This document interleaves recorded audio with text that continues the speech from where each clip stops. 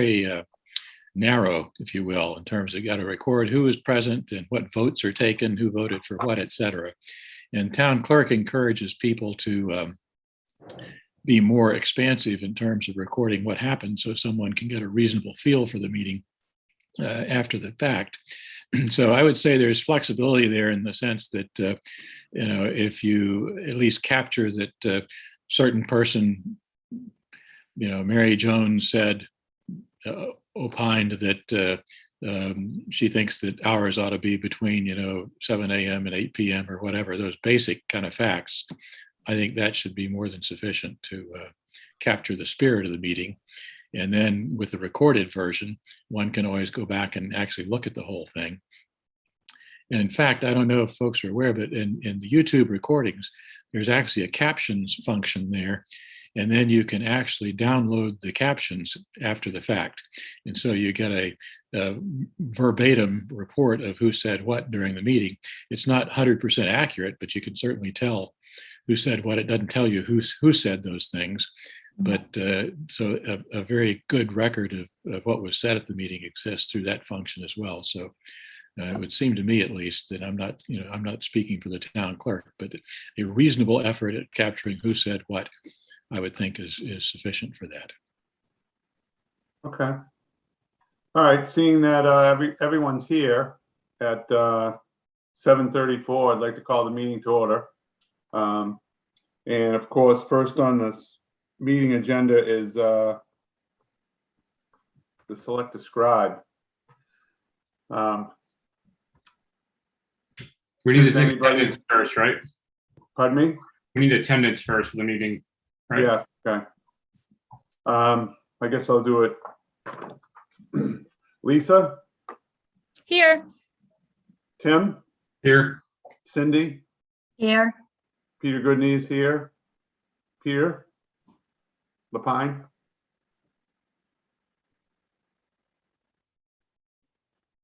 Oh. Peter, we're not hearing you audio.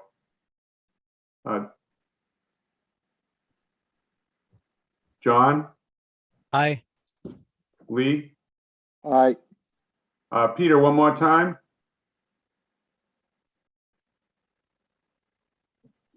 You have to unmute your phone, Peter. I think you're undoing your computer. Oh, yeah. Okay, here. Yep, Here we go. we got him. You. You're here, Peter? Yeah. Okay, do we have, seeing that everybody's here, 7:35 now, I'm going to call the meeting to start. Do we have a scribe? Who hasn't done it yet? I haven't done it yet. You feel good about it? Why not? All right, it is you. Thanks, John. Thank you very much. Did everybody get a chance to look at the meeting minutes that were submitted online? I did not. We can, if you haven't, no big deal. We can do it at the next meeting. They're 1, 2. It's about 2 solid pages. I'd like to make a motion to move it to next meeting. Okay, I'll second that. Let's do a roll call on that. Lisa, what do you think? That's fine. Okay, Tim, you second it, so you Yeah, I take aye. you do it. Cindy? Aye. Peter, I say we move it. Peter Lapine? Aye. John Aye. and Lee. Aye. Move to next. What I'm going to do is at the last meeting, just a reminder, Lee we talked about how we were going to open the meeting, and Lee had a nice rendition of how we thought we should greet everybody. So while I read the charge, Lee, if you could just gather what you remember from thoughts from last time, then I'm going to have you greet the group, because I think what you had a nice layout that we all seem to like. Uh-oh. You put me on Did the I put you on the don't- spot? I didn't give you a lot of time, but, I don't remember what I said. Let me see if I find my notes from the last time.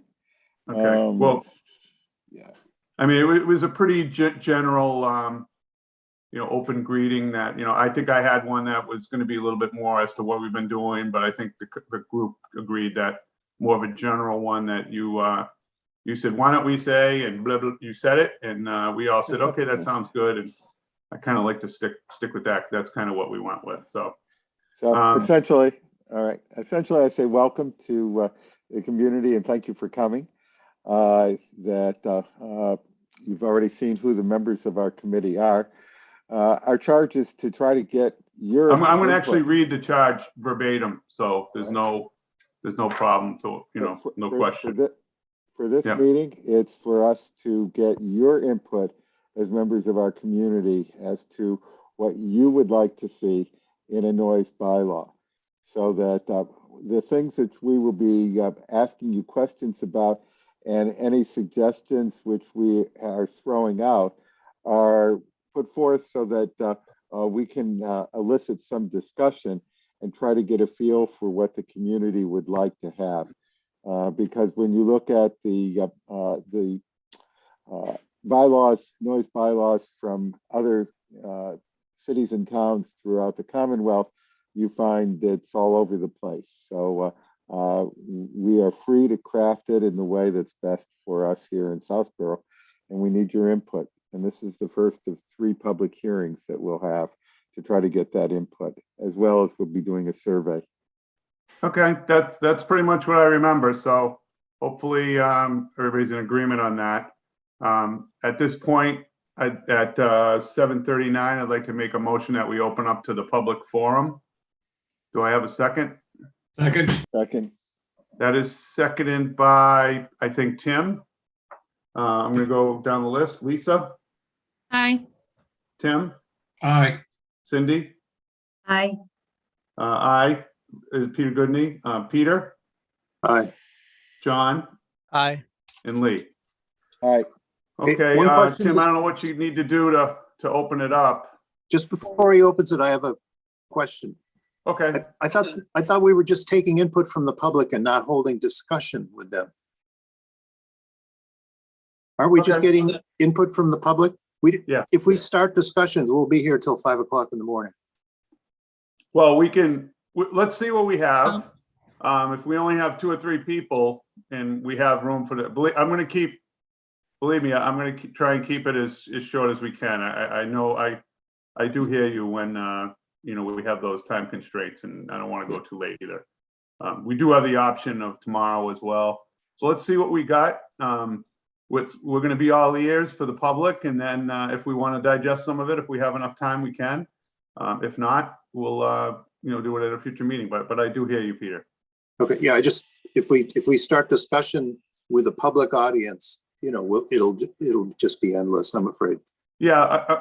Fortunately, I think we're going to have to try and see how long-winded some of the people are going to be, how many they're going to be. Are we going to have to keep a time, say, look, you have 2 minutes, or, I don't know really what to expect at this point. So, I mean, if we only have 2 or 3 people and they want to talk for, 10 minutes each, I guess that's fine, 30 minutes, but We if currently have, 50 people and they want to, we're going to have to obviously tone it. And I think when people hear maybe the person in front of them, they're not going to want to just repeat, Yeah. I'm going to say, I think there's going to be a lot of, whatever he said, plus something, or, hopefully that's the way it's going to go. Okay. Or if we wanted to set for the next X number of hours, we're taking input from the public. Because if there's no time limit, Yeah. then there is no time limit, and people figure, Right. well, I can call in at 10 o'clock and tell them what I think, and Well, the sooner we get going, the sooner we'll get going. We can, you can raise your hand, Peter, at any point. If you think we should end comment, we can, we'll talk about it at that point. Okay. But I think we should open it up. Tim, how are we doing for, so we have 12 attendees. I'm going to read through all the names right now, just so we know who's in the audience. There's Patrick Stanton, Debbie DeMoria, Diana Bell, Jennifer Cunningham, Karen Muggerage, sorry if I mispronounced your name, Catherine McKee, Chief Paulus, Marcy Jones, Ryan Donovan, Sam Stivers, Stephen Levine, and T. Lit. So we have one hand raised right now. I'll go to that person. If you could state your name and your address. Well, before we do that, I want to read the charge so everybody knows, what the story is here. So this is right from the Selectmen, the Noise Bylaw Ad Hoc Committee. To collect previous versions of the noise bylaws prepared for Southborough's town meetings, review of the noise bylaw experience of other towns, particularly with respect to measurement of noise levels and flexibility of homeowners and commercial landscapers to maintain properties. Conduct a minimum of 3 public forums for community, and they have in parentheses, residences and businesses input. Clearly define the purpose and enforcement that addresses current issues. Consideration and evaluation of other approaches to selected aspects of the draft bylaw, and provide a report describing the pros and cons of these other approaches and the reasons that these alternatives were not recommended. And provide periodic progress reports as may be requested by the Board of Selectmen. So that's those are our charge and our direction, and that's why we're going to have a public forum. I would hope that everybody has taken some time to look at our minutes. We've done quite a lot of work. We've put in a lot of hours so far, and we can hopefully be guided by some of the input that's given. Lee, could you do your introduction for the for the folks?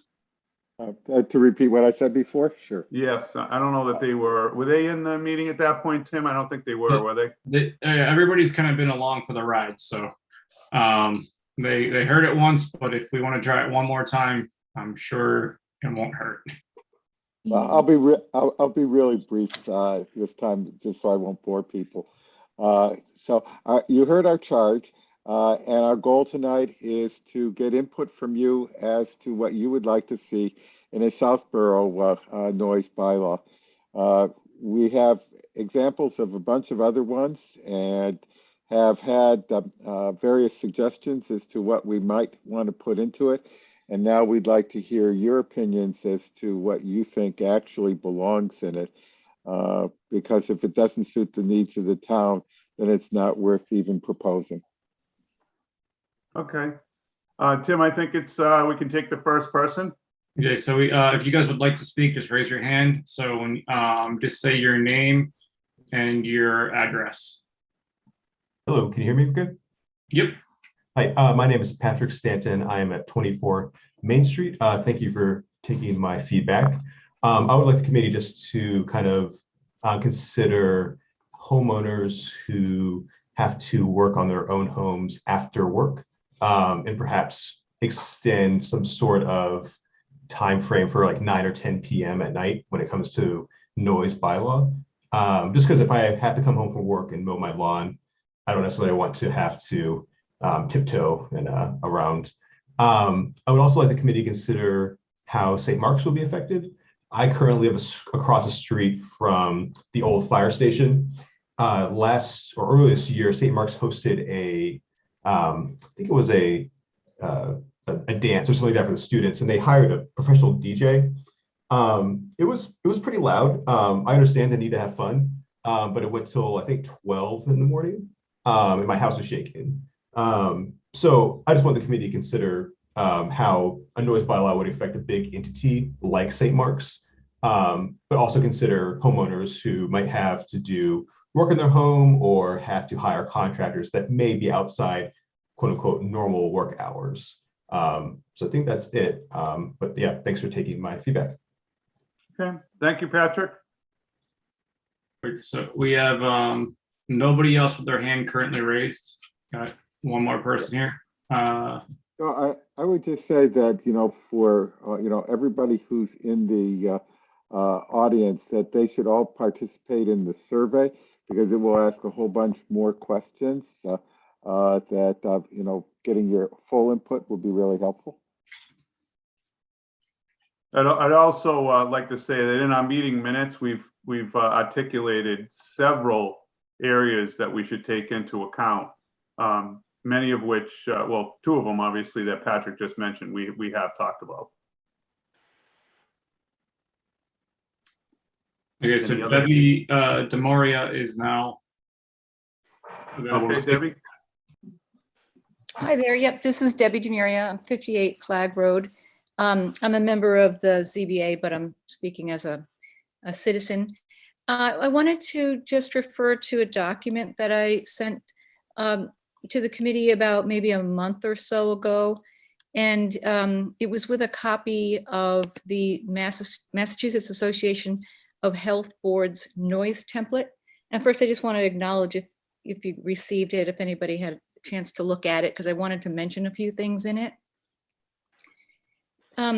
We did see that. Okay, so I've actually shared this with the Board of Health, and we've Heather Ackler, and we've talked about it a bit. This is the Mass Association of Health Boards puts out this model template for towns and communities to use as simply that as a starting point. Hundreds of communities actually use this template, but there's a lot of sort of blank spaces. So you can modify it in any which way you want. So it's difficult to know, what they all say, for example. I've actually looked, for that kind of information, but I think it's a little bit difficult to find. But, I do think it's a good starting place because it covers a lot of different bases. One of the things that it talks about really is that excessive noise is recognized by public health experts as a hazard, both physically and mentally, and talks about that it can cause a number of ailments, including emotional stress, fatigue, high blood pressure, and hearing loss. And in fact, the public health director, Heather Ackler, joined one of our a zoning board meeting actually when Ken's Foods was presenting, and has written to the board about basically what excessive noise does, and she had presented some literature in her write-up. It was a letter signed by the board. So I just wanted to mention, that one of the things about this noise template is it has a lot of good definitions. They're standard definitions, so it doesn't all have to be kind of reinventing the wheel and that kind of thing. What I found really interesting was the definition of nighttime hours, and the definition as in this noise template is between 6:00 p.m. and 7 a.m. On weekdays, and all day Saturday and Sunday. This is considered nighttime hours, 6 p.m. to 7 a.m., Saturday and Sunday, and observed holidays. Southborough may not exactly adopt that, but on the other end of this scale, without any sort of a noise bylaw, we have boards and committees that will allow landscapers and developers to, and even Ken's Foods, for example, can, originally, before they receive their 24/7 operations permit, they're allowed to make noise till 11:30 at night. So I would suggest 11:30 at night is really too late for people who have families. And the idea behind the noise template is that everybody in town, whether they have, whether they live on Main Street or whether they live near Route 9, everybody has a right to enjoy their property, to enjoy their yard, maybe eat outside, play with their children. So I think it's a balance, right? And I know that the committee is going to be considering that. The other thing I wanted to mention was the template also talks about I guess the change in decibels between daytime and nighttime. And in the daytime, Mass DEP considers a noise decibel change of pure tone of 10 decibels. Anything over 10 is considered excessive. But Mass Boards of Health considers a delta of 5 decibels in the evening as excessive. And there's a lot of literature to support that now. A 10 decibel delta at night when families are trying to sleep, and, that kind of thing is just really considered excessive. So I hope we can, include some sort of measurement like that. And then there's just one other, I think one other thing I wanted to mention. I'm not sure whether you're thinking about a one size fits all for all of Southborough, or if it's going to be by zoning district. And I would suggest if you're going to do something by zoning district, that we think about the properties that are on mixed, their parcels are in two different, mixed zoning. So just to use my own house as an example, I'm at 58 Flag Road, and the very end of my property is actually a little corner of it is industrial. And so, but that doesn't mean I can set up a plant in my yard, because I also live in residential A. So the ask would be that if a property falls into two different zoning districts, that the zoning district, the bylaw for that district that gets followed would be the most conservative. And so I just wanted to, bring that to your attention, and that's kind of like my ask. And I think that's it for me. And I appreciate you listening to me tonight. Okay, Debbie, thank you. I did read through that whole template. There was nothing that I saw that was of news. We had already kind of talked about a lot of that stuff in that list that we had going, and things we may or may not want to consider. Maybe not exactly, but there was nothing new that I thought we needed to add to the list based on that. But thank you very much, and certainly will you take all you say into consideration. Thanks very much. So next person, looks like Karen. Karen, I'll let you pronounce your last name so I don't mispronounce it. Hello, everyone. This is Karen Muggerage. It's really pretty straightforward, but it messes everybody up. I'm at 15 Parmenter Road. This noise bylaw is actually something that I've been interested in for quite some time. To preface, I'm an RN. I've been a member of the National and Massachusetts Public Health Association for probably 15 years or a little bit over. So Debbie stole a lot of my thunder in emphasizing the public health impacts that noise has and the impact that it has on quality of life. So I took a couple of notes, and the things, and I have read all of your minutes.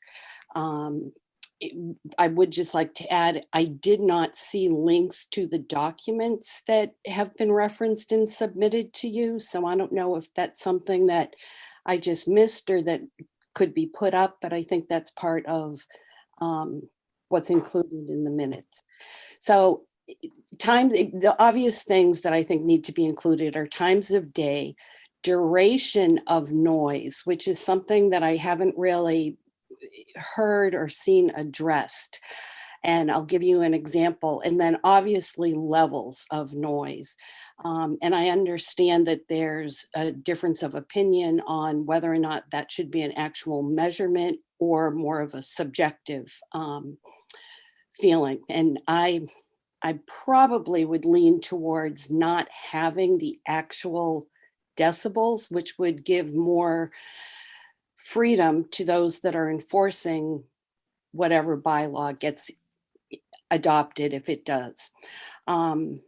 So a couple of the things that again, for duration, what I wanted to emphasize was an example that happens here in our neighborhood. There's a cul-de-sac behind us of, I believe it's 7 houses.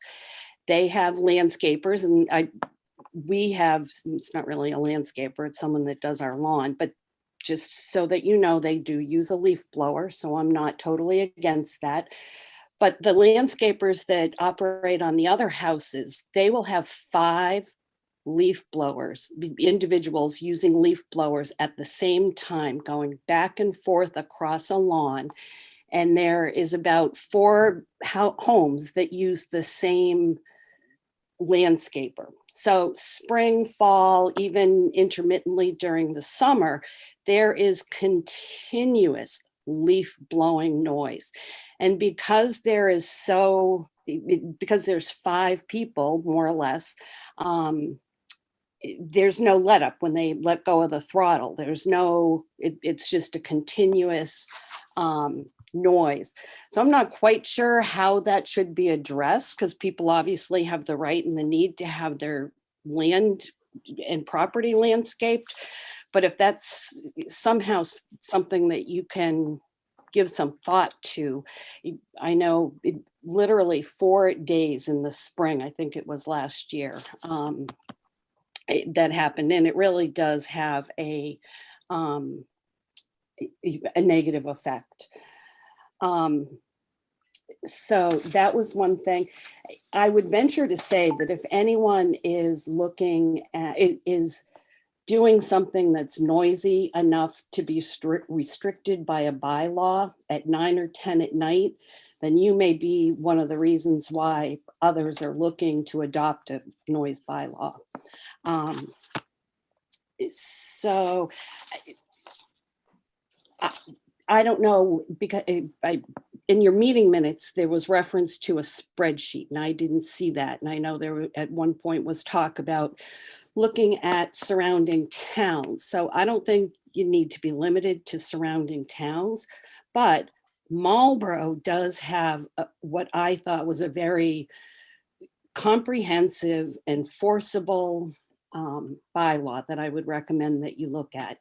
I also, as I mentioned at the beginning, was involved, have been interested in this for a good number of years. When those houses were being built behind us that now, have the landscapers, we were dealing with construction that had, because of the economic times when they were doing the work, they got 2 full extensions from the planning board.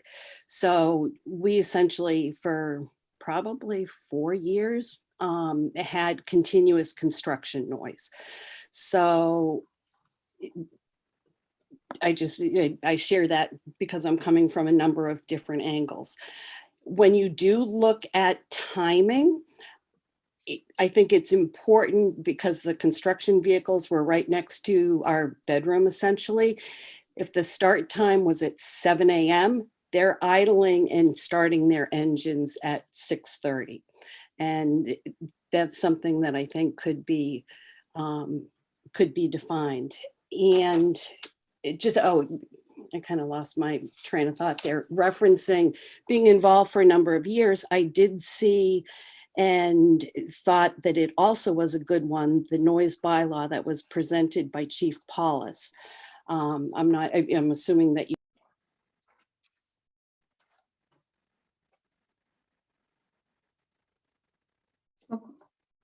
Karen, we just Karen, lost. We can't hear I think you you. just hit your mute. Can you hear me There now? we go.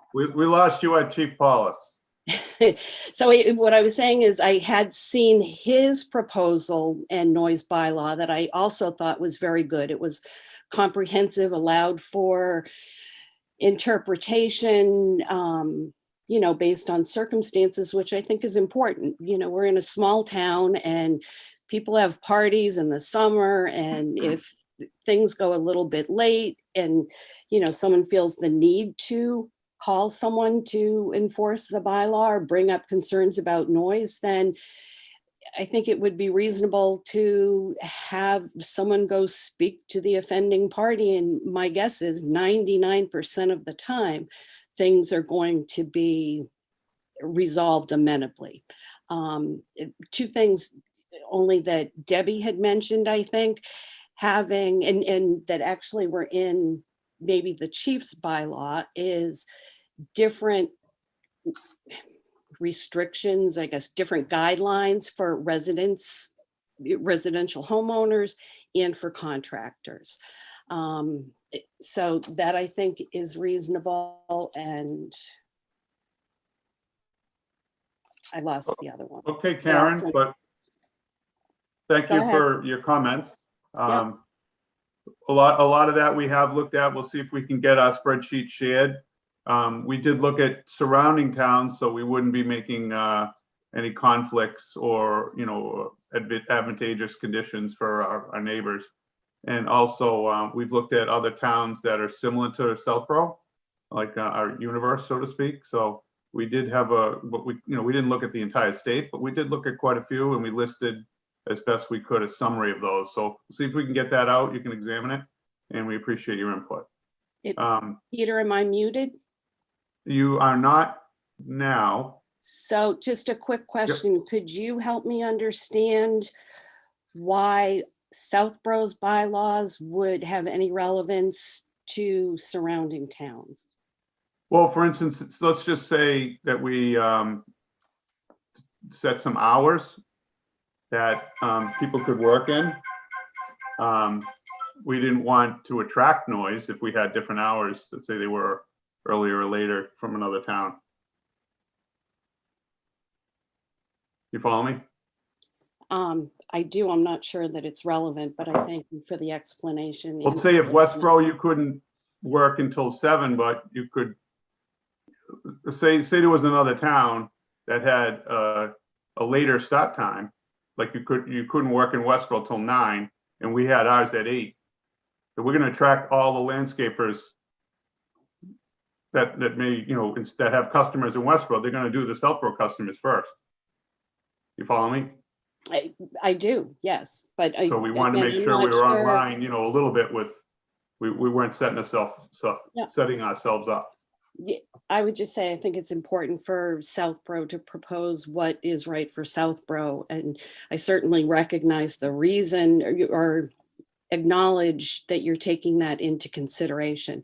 The other thing that I did just remember is, obviously you interpret the charge as it has been given to you, but I see this as the goal is to bring a palatable noise bylaw to the voters so that they get to give a thumbs up or a thumbs down, not to put objections in the way as far as, we need the right to do this, we need the right to do that. If the decision has been made that we should consider a noise bylaw, by all means, there needs to be guidelines, but it should be as a guideline, not giving full rein to contractors or homeowners. Yep. I think we have if you know anybody on the committee, I think we have a good balance of all aspects of what a bylaw should be. I think it's a great group. Okay. Next. Okay.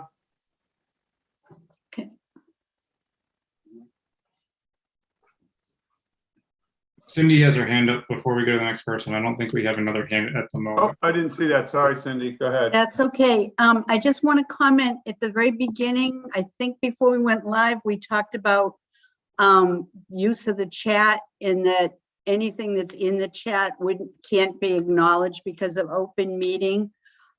So can we just, I believe that's what we said. And if that's the case, can we just remind folks that if they want to give us input, they must raise their hand and talk to us so it can be recorded. Yep. Thank you, Cindy. Great. Sure thing.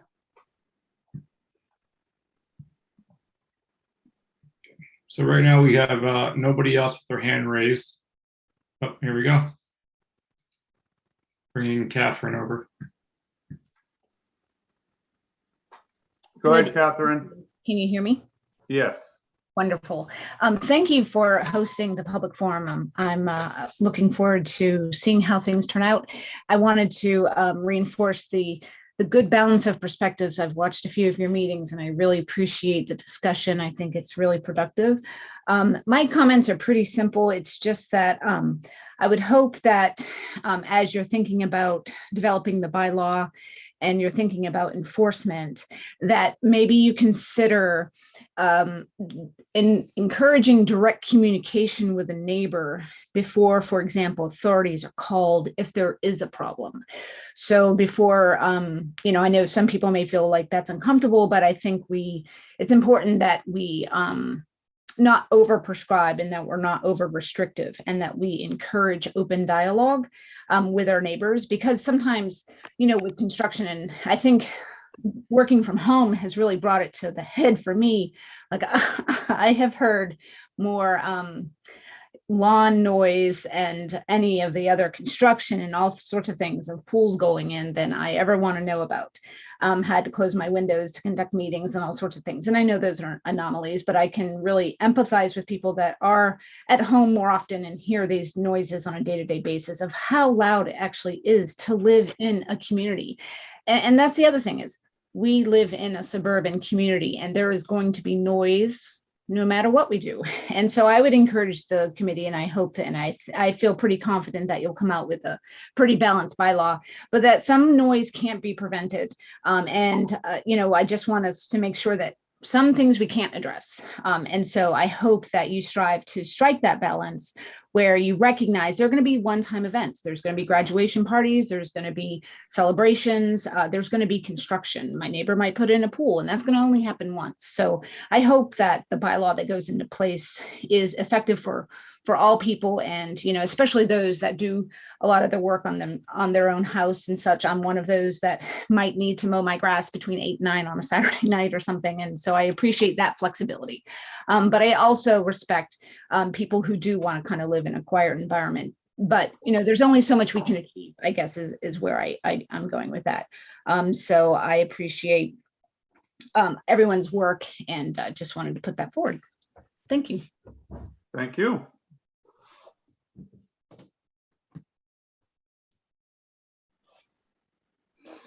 Do we have another? Peter has his hand up, and we don't currently have anybody in the audience. Oh, sorry, Peter. I didn't see a hand. Go ahead, Peter. Yeah, I wanted to comment on the deal directly with the source of the noise or the person making it.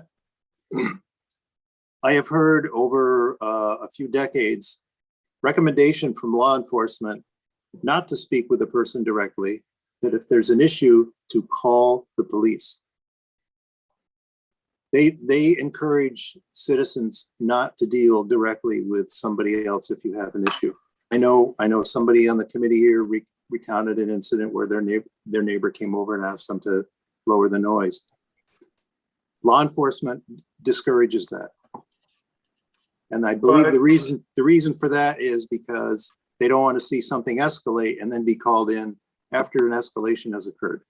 They would rather act as the mediator early. And one is not, a person is not obligated to go to the neighbor and discuss something. It's very tricky to do and not cause hard feelings. Sometimes it's better left to the professionals. I would think, everybody knows how well they get along with their neighbor. If it's an adversarial thing, obviously you're not going to do it. It can be a friendly thing. I don't know thing, that we have to put that in the bylaw. I think that's more of a, how you live your life type thing. Yeah, but it can generally, if you're calling the police, it's already gotten to the point where you need a bylaw to give them, something to work off of. But well, it can be an amicable relationship until you go over and speak with them about some problem, and then suddenly everything's changed because you've spoken to them. So yeah. Okay. Do we have? John has his hand up. Sorry. Just Cindy had mentioned about the chat function and so forth. So I know that we got some comments from Jennifer. If she's willing to state those comments, then it would be part of the meeting notes. Otherwise, I can't add them to our meeting notes. So Jennifer has her hand up. So since she has the comments, let's go to her first. Go ahead, Jennifer. You're on mute. There Hi, you go. can you hear me? Yes, we can. Great. So I'm on Parkerville Road, and I've had a couple of discussions with Pete, not a lot. How do I get more information relative to the specific towns that you're looking at and their bylaws and their ordinances? And I gather you're going to be using them as a tool to construct what you're going to propose. And are there specific towns that you're looking at? So we do have a working document, and I'll have to look and see on how we can share that. I think we did try to put somehow we reference it in our minutes. So Okay. it does exist, and it should be shared. We just have to figure out how to do that. I don't know that exactly how to do that, but It should have been posted by the town clerk with our meeting minutes. We Yeah. didn't do all that with the minutes. So Okay. it'll be available from a previous meeting. We can definitely make sure you can get that. So when people are talking about noise, are they honing in on specifics, or what type of noise are they talking about or concerned about? we have a list. We had a list going on, and I swore I wouldn't reference the list, but when we have everything from roosters to garbage trucks to parties to all kinds of noises. Okay. If I get And not just noises, but exemptions to noises, and there's a ton of stuff. My thought was to just get as many options as we could gather, and then filter through and see which ones were, maybe covered in other areas, and ones we wanted to focus on. So that is part of the list that I referred to. That I just didn't want to take up a lot of time and not have enough time for public comment. So we're trying to keep our comments to a minimum as well. Sure. I just think that I'm in such support of a noise bylaw in our little town. I love Southborough. I think it's a very unique town. And you can dismiss my comments there. I was just, my frustration again is I think that the element here that has come into play is that, again, we are all working from our homes, or a majority of us are now working from our homes, or a hybrid model. And even when I wasn't working from, I'm very cognizant of the noise around me. And for the most part, I've been here 20 years and it has changed. Every town does. And I find that it's very interesting when I am in my home and I live on the water. It's very beautiful. And I stop and I think, what am I hearing around me? And I remember at the beginning of COVID when the whole world got quiet and we didn't hear a lot. And I thought, my God, this is so special outside. And I just remembered that. And I think I know we need our landscapers. We want our perfect lawns and our perfect yards. I've tried to do my best to limit it to once every 2 weeks, and then I will mow my own. I do not blow. I do not use heavy duty machine. But I do and I love my landscapers. I do.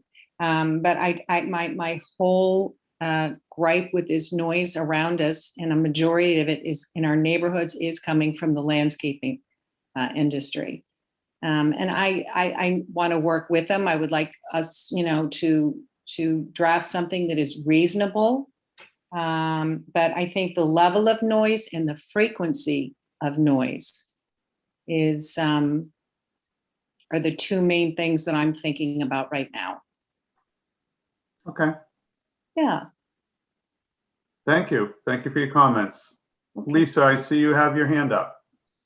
I just wanted to reiterate, we had said earlier in the meeting that we are pulling together a survey. And I just wanted to make sure that everyone knew that that will be coming. So you'll have the opportunity to address some of the things specifically about what you're suggesting tonight around types of noises, hours, any time restrictions, et cetera. We're trying to get a sense of, what you feel is important to you. So that will be coming at some point, hopefully in the next week or two. So keep your eye out for that. So thank you. Thank you, Lisa. Do we have anybody else? Yeah, we have 3 more people. Let's go to Diana Belnecks. Diana, I have you next. Go ahead. Can you hear me? Yes. Great. So I'm Diana Bell. I live at 24 Main Street, also like my husband who spoke earlier. Kind of going off of what Catherine was saying, I find myself like if I know that there's going to be some kind of loud noise happening around, I'm much like if I know in advance, I'm not nearly as upset about it. And I don't know if there's any way in a bylaw to like, especially when it comes to the schools or the other large companies we have, if they know, if they have planned hours where it's going to be pretty loud, if they could put up a notice or something. I'm not sure if that's actually capable in a bylaw, but that was just something like, I don't know if that would be helpful for other people, if that would be possible. That's interesting. We can certainly look into that. Can I ask a question? Sure, go ahead. Diana, are you thinking like maybe a notice to the abutters that maybe they're having a celebration? I don't know if there must be a permitting, I'm sorry, I don't know. There must be a permitting process in town, maybe. I don't know if anyone has any ideas on that, but if they need to get a permit to have a DJ until midnight, maybe. I don't think they had a permit. Yeah, I mean, I don't know what the process is there, and probably not because we don't have a noise bylaw. Yeah, exactly. So, but I know, like, if I knew in advance that the kids were having like an after prom party and I knew what time it was going, I would be much less like annoyed by it. Right. So if they could just like post a notice to the neighbors, or even I know I'm not really that familiar with Ken's and all the work that's happening there, but I don't know if they could post a notice to the neighborhoods nearby. Like, I don't know. That's a great point. So thanks, Diana. I can attest from experience in law enforcement that the parties, when they invite everybody in the neighborhood, the one person they don't invite is always the one that calls.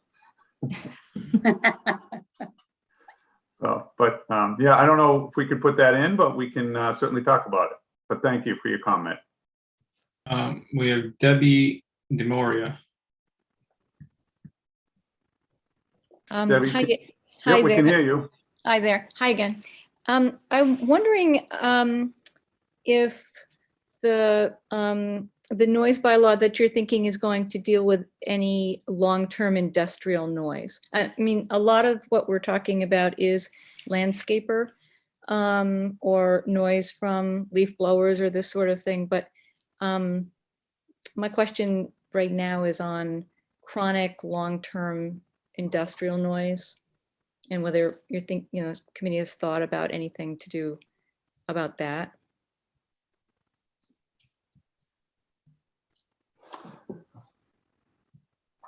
Well, we'll take that into consideration. I'm trying to kind of hold the comments, but we can certainly take that under advisement and we'll add it to our list and see what we can do. Okay, and just one other comment. I happened to be traveling down in Newport this summer and I saw a sign that said no Jake breaks or this is a quiet community. And I've done a lot of reading about that since to find out if that is, I guess it's a little bit controversial. If it's on a town, you can put up a sign on a town road. You may not be able to put up a sign on a highway. But many towns are asking to have signs put up on highways about Jake breaks. And Jake breaks are necessary, I guess. But I think for those of us who live near maybe 495 or others who live near, I don't live near 495, but I live near Route 9. But we're finding that they're becoming louder, I think, if you use it more frequent. And I believe that they're supposed to be used for safety. So they might be necessary, but there are towns that also put up signs on along their roads that say, you're entering a quiet community. And I think it's just shaping behavior, right? If somebody is driving a truck and they don't need to check their brakes or do whatever they do with these Jake brakes, maybe they won't if they see that sign. So I just wanted to ask the committee if they would consider, industrial noise and sort of trucking noise as well as part of the project that you're working on. Okay, thank you. We did have that on the list. I do have a little bit of experience in that. I'll hold off on my comments, but there's quiet ones and there's not quiet ones, put it that way. They should be dealt with accordingly. But I wanted to go ahead, ask, Lee.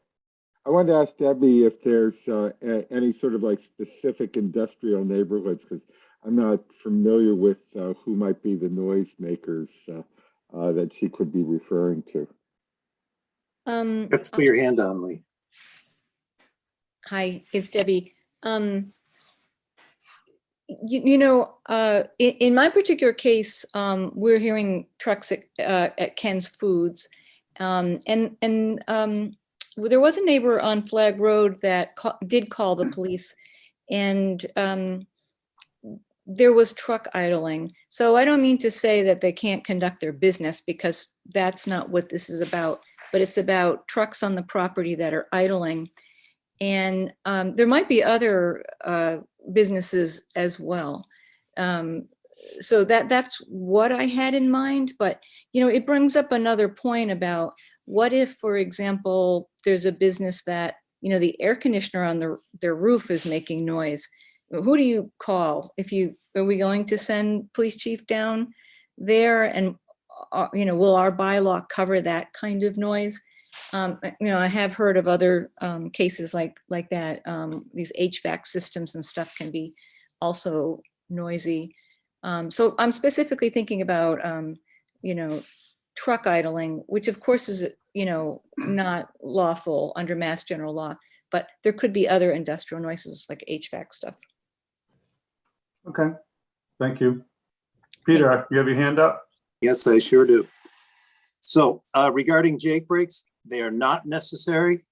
It's a feature that enables a truck Peter, operator. I thought we weren't going to have a lot of comment. We were trying to keep it as short as we could, actually based on your request. So yeah, that would be something that I would welcome at a meeting, that we could, when we get to the Jake brake subject, I'm all ears. But tonight we're supposed to be listening to the public. I don't mean to cut you off, but well, you're cutting me off. I'm trying to There are only accommodate two you people left. for the duration of the meeting. Tim said there were 3 people remaining, and 2 of them have spoken, or 2 of them have spoken. So we're pretty close to the end of our public commenters, I believe. Okay. As far as HVAC noise, a school behind my house had a problem with their HVAC. I think it was 3 years ago. Sounded like a gunshot. And I reported it to the police. The sounds would go off at night at various times. It was during like deer hunting season, and they'd send officers out and nobody could find anything.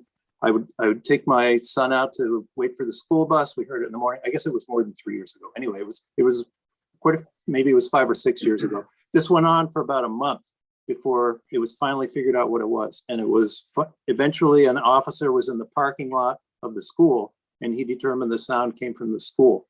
And it turned out it was the HVAC equipment on the roof was defective. It was gas, and what was happening was the gas was being emitted and it wasn't igniting when it was supposed to, and the gas accumulated, and then when it ignited, it exploded. And that was the source of the noise. Okay. But like Debbie said, who do you call? To me, it sounded like firecrackers or a gunshot. I had people from the police department telling me it was some sort of weather phenomenon with the ground freezing and thawing. And when it thaws, it makes a big loud noise as the soil expands. And somebody suggested it was aircraft, but it wasn't aircraft. It wasn't aircraft. So that's an example of the HVAC noise. Okay, thank you. So we have 4 hands up right now. Oh, now you have 4. 3 people have already gone. So I'm going to start with the one that hasn't gone. And if there's anything that's a duplication, maybe we can refrain from necessarily duplicating it again, unless it's an important topic. So I'm going to bring Stephen over first. So Stephen, name and address, please. Yes, Steve Levine, 9 Valley Road. Steve, we can hear you. You can't or you can? We can hear you. Okay. I guess I want to add a comment about industrial noise. That this is an issue, this has been an issue along Valley Road for 35 years. Where we get now industrial noise from the Sanofi plant in Framingham, which obviously is not going to be covered by your bylaw. Along Route 30, we have a series of trucking companies that operate all night long. And one of the disturbing issues with that operation is the constant backup alarms on the trucks. When they're loading the trucks, you just constantly hear this. It's not that much of an issue in the winter, but in the summer it becomes, I mean, you have to keep your windows closed because all night long, it goes on continuously. Now, obviously they have to run their business, but that is an issue that I think needs to be dealt with because we had, several years ago, we had a refrigerated plant that operated in that area, and they would run the reefers all night long. And we got into an issue with the town about that, but ironically, there was no bylaw, so there was nothing they could do about it. So I'm very interested in this one. The other issue that I'd like to kind of second is the issue of the leaf blowers during the summer. And you know, now summer is extending into late November, early December because of the leaf blowing, and it's constant. It's constant, and the thing that if it's between 9 and 6 during the weekdays, okay, you know, I'm retired. I live and work at home, so I'm here, and I've become very sensitive to it, but during the week, you can deal with it because it's something that people need to earn a living. What bothers me is when it extends from 7 a.m. on a Sunday or 6 o'clock or 7 o'clock, even on a weeknight. That irritates me. And I've had words with landscapers and they say, well, we got to work. Well, yeah, but I got to live. So those are issues that I think are, in dire need of addressing.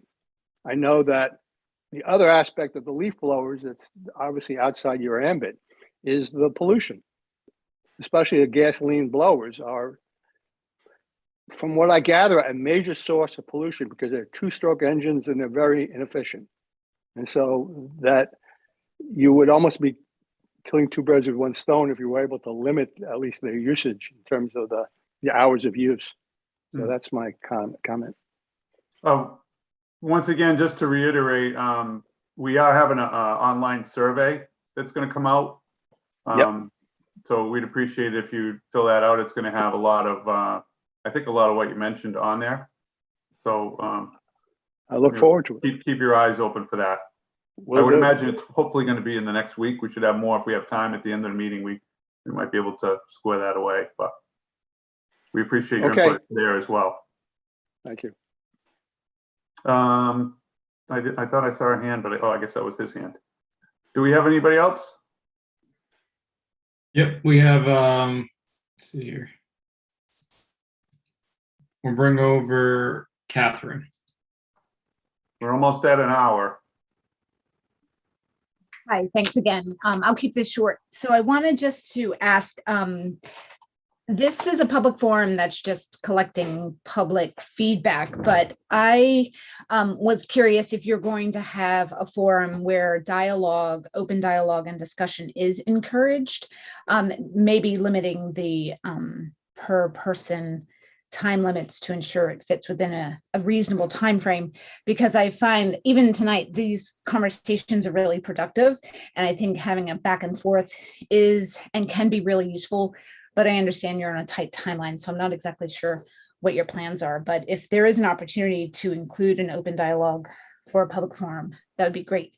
I wanted to ask, I think Chief Paulus, you had mentioned, was in the audience, and I was curious about his specific feedback on the topic of communicating with your neighbor. So I think I certainly understand it's difficult to have direct communications with certain people. Maybe it's not a personality style that is what some of us are used to, but I would certainly encourage my neighbors to reach out to me first before calling the police on me. I think it would really help keep relationships in a good manner, but wanting to respect, obviously, that some people might feel really uncomfortable about that. So I'm curious if Chief Paulus would recommend that you call the police first before you reach out to your neighbor. And I thought what Diana had mentioned was brilliant, in that a nice little notice to your neighbors, if you're going to have an event that might be louder, say you're expecting construction and stuff, notice to the abutters. I think that's really a wonderful recommendation. So that brings me to, and I'm closing quickly, is, maybe it doesn't go in the bylaw, but a list of recommendations or best practices, how to approach your neighbor if you have concerns about something. And so that maybe you're giving a few phrases or a few strategies on how to approach your neighbor if it's not your thing, to keep it friendly, that kind of thing. Not everyone will take you up on that, but it might be a really good idea to kind of keep things on the friendly, rather than get heated, because it would make me feel uncomfortable if my neighbor called the police on me before saying, "Hey, Catherine, your noise is bugging me. Can you do something about it?" I would certainly appreciate the opportunity, but I recognize that that's not in everyone's wheelhouse, and there are certain circumstances where that might be more difficult. So I'm curious if Chief Paulus were interested in providing some feedback on his recommendation based on his experience. And thank you. And by the way, I'm on Walnut Drive. I don't think I recognized that at first. Thanks. Chief, do you want to make a brief comment? We're kind of trying to hold comments, but in this particular case, if you have a brief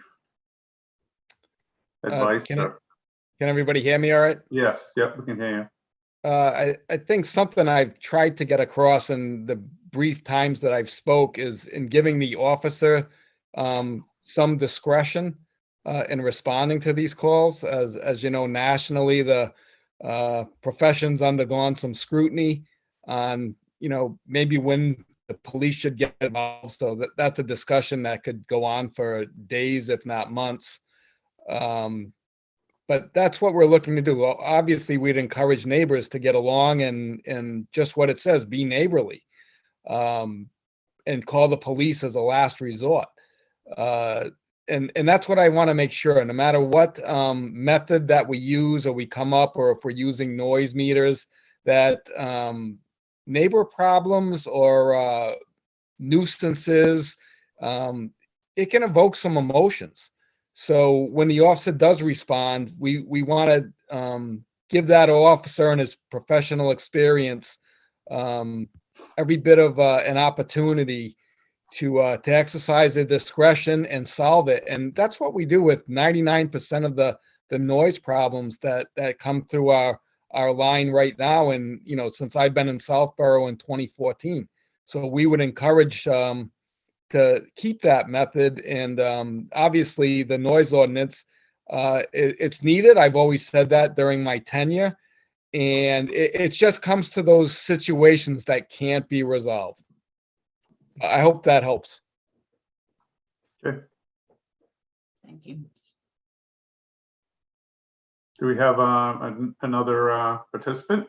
We're going to bring Debbie back. Debbie, go ahead. Oh, I'm very sorry. I think I hit the hand up, but I don't have a comment. Thank you. Okay, thank you. So we have Karen. Karen?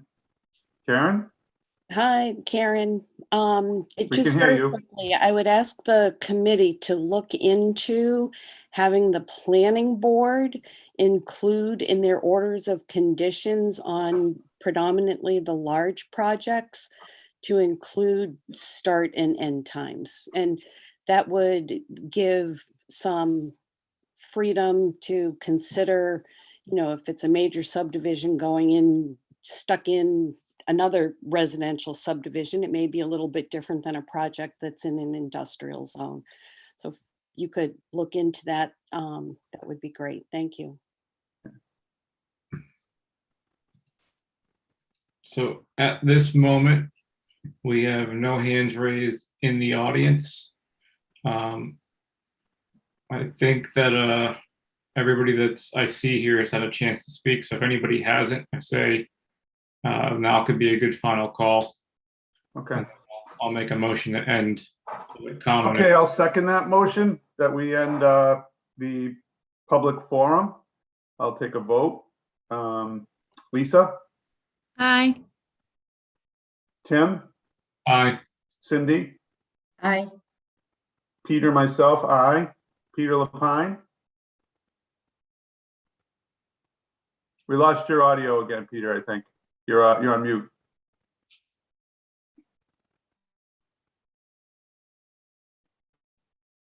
I'll get back to him. John Aye. and Lee. Lee, you're on mute as well. Okay, sorry. Aye. Okay. Peter, one more try, Peter. You're on mute. Your phone's on mute.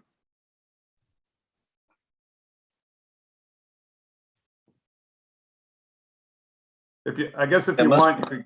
It must have timed out and auto muted. Aye. Okay, aye it is. It's unanimous that we're going to end the public comment. If everybody else is still listening, I want to thank everybody for participating. We're obviously going to take all the input seriously, and you know, we definitely have a tough job to do. What the next thing on the agenda, and I'm going to try and stick to a time frame. I don't want to go too long because I don't think we're that productive when we go real late. A survey update.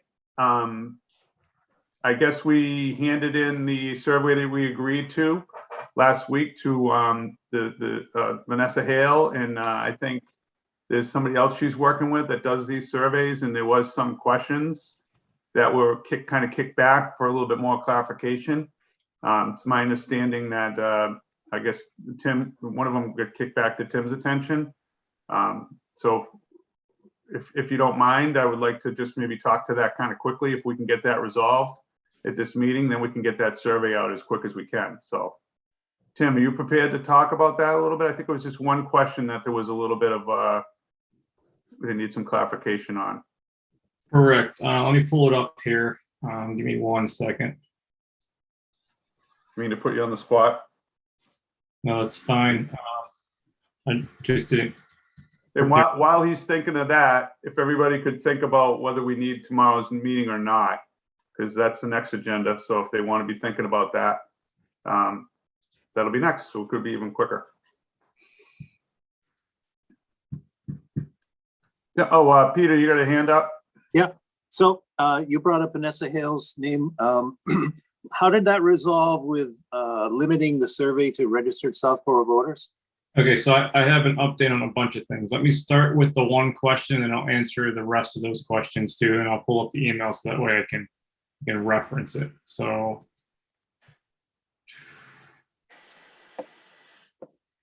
okay, so you guys should be able to see my screen right now. Yeah. Mhm. So this isn't really format, I just copied it. So right now, the question we have is, should the day and time restrictions above determine quiet hours alone? We had some discussion about this, might be a little bit confusing. Vanessa and Katie Berry, as they were doing it, both voiced a certain level of confusion. And Vanessa was the one communicating, so I should reiterate that it was Vanessa that voiced the confusion for both of them. So I was thinking about rephrasing the question to this piece here. I hope you guys can see that clear enough. I can make it a little bit bigger. Yeah, we can see it. I can see it. Time restrictions for doing related activities, hours outside the defined window would be considered quiet hours, in which loud exterior activity would not be allowed. Should the day and time restrictions alone determine quiet hours?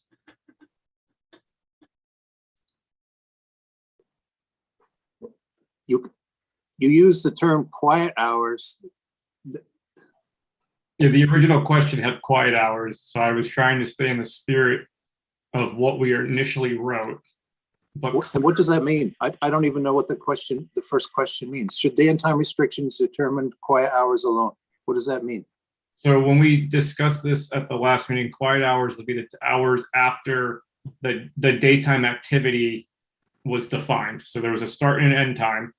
And then after that became the nighttime hours. So Why not say nighttime hours instead of quiet hours? it's a valid point. Well, they could be during the day, I guess, on a weekend or a holiday or something. Yeah, I mean, anytime outside of it. I mean, it's getting into the night range, but if it was a 4 o'clock in the afternoon thing, it's still technically 4 p.m. Guys, remember, we also have holidays, so it can be day and night. So it's. What is the question? Which question? What is the is question that? trying to get for feedback? I don't know the number this is. It was right after the day and time block. It was, I believe, the immediately next question after the day and time block. Right after the homeowner section. I wonder if that's the one where Peter, this was the one that you omitted originally, and we were asking the one after it. And I had some paragraph to preface the next section or something. Yeah, and then we rebroke it back out. Yeah, that's why I eliminated it, because it was too confusing. Let me look at my notes here. Cindy, you have your hand up. Yeah, just I think this is the current one, but should the day and time restrictions determine quiet hours alone? That comes after all the questions about the days and times. And just before, in addition to day and time restrictions, should the bylaw include additional restrictions to the intensity of noise, yes or no? So I think it's in the right place where we moved it last time, but I had a problem with this question last time because quiet hours weren't defined any place. Right. So I think that the question with the definition of what we're thinking quiet hours are, it will improve the situation. Yeah. How about just stating, shall the intensity level or volume of noise be considered in addition to noise day and hour restrictions?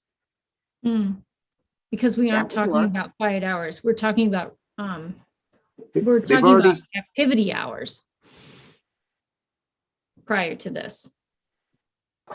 Yeah. What is a quiet hour? How about like low hours with a lesser level of noise? I don't know how you could put it. Let me pull up another document here. Hold on 1 second. Let me pull up the document we initially sent. So we have the survey template as well to reference. Just give me 1 moment. Yeah, my note says this question is redundant and it's handled by number 5 following. Yeah. Okay. Just should the bylaw include restrictions to the intensity of noise levels? That's how we left it in the meeting, right? No? There was 2 of them. Let me hold on. I'm about to pull up the reference of what we said. As someone just noted, quiet hours hasn't been defined yet. It's used in that query, so people don't know what's being talked about. What do you mean quiet hours, right? That's why I'm saying if we come up with if we could say, if we've determined what quiet hours are going to be, when should they be done? Like, I don't know. Like, well, are there responses to those days and hours establishing quiet hours? Are there responses setting quiet hours? Is that what? I didn't come up with a question, so I don't know what is meant by it. Let them bring it up. Let them bring up the one that that they're having problems with. Okay, so right now the order is we have the start and end times with the homeowner and the contractor section, and then below it is this question: should the day and time hours above determine quiet hours alone? So what we were trying to ask here was trying to keep the idea of intensity of noise levels out of it for the moment, and strictly ask if day and time restrictions were a good enough piece. And then we wanted to bring up the noise levels. It's too vague.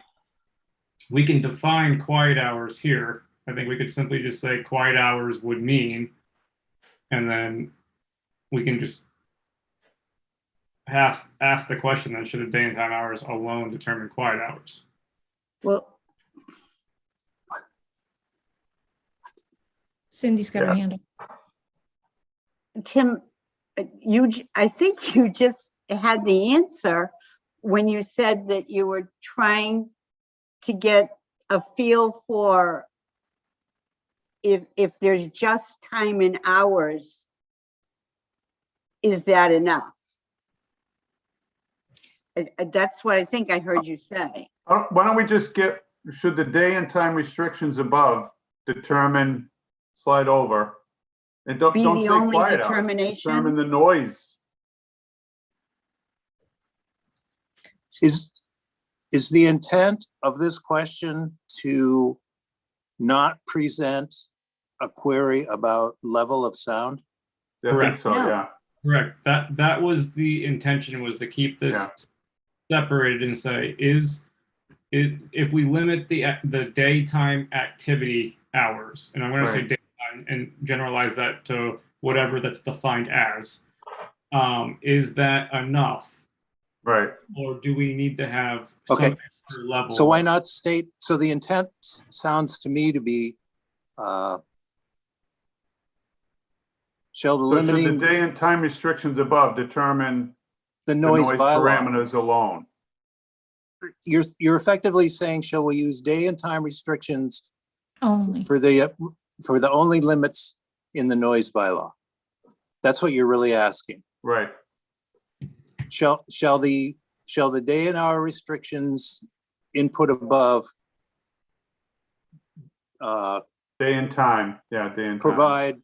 provide the entire coverage of the noise bylaw? Right. Something to that effect. Yeah. That was, this comes back to John, brought this up at a previous way of looking at this, and it was a good question that we were trying to capture the essence of. Yeah.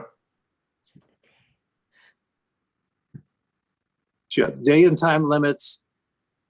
Your responses should your day and time limit responses define? Yeah. But we're not asking them for restrictions. We're asking them for when they should start and end. So we're saying those are restrictions. Okay. On the other Those ends, I guess. Those are Okay. limits, right? Yeah, limits. Yeah, they're responses. They're not, yeah, they're responses. Responses. Yeah. Yeah, they're responses. Should your day Some and people time look limit at 'em- responses provide the entire coverage of the noise bylaw? I don't know if that's Or clear describe, enough. yeah, How either about provide or define? describe. Determine. Define or yeah. determine, yeah. Yep, determine. Yeah, okay. Because that's what you're really asking. Determine the. How about be the only determination? Or no, Yep. I don't like that. Never mind. Determinant. Oh, no, it says the entire, so that's all kind of only. I like that.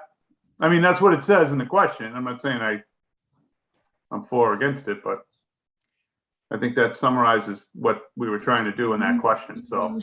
Should your day and time responses Or enforcement. no, it's not dealing with Determine the boundaries. boundaries, guideline No, boundaries Guideline? might be good. Boundaries. or guidelines. Well, because they're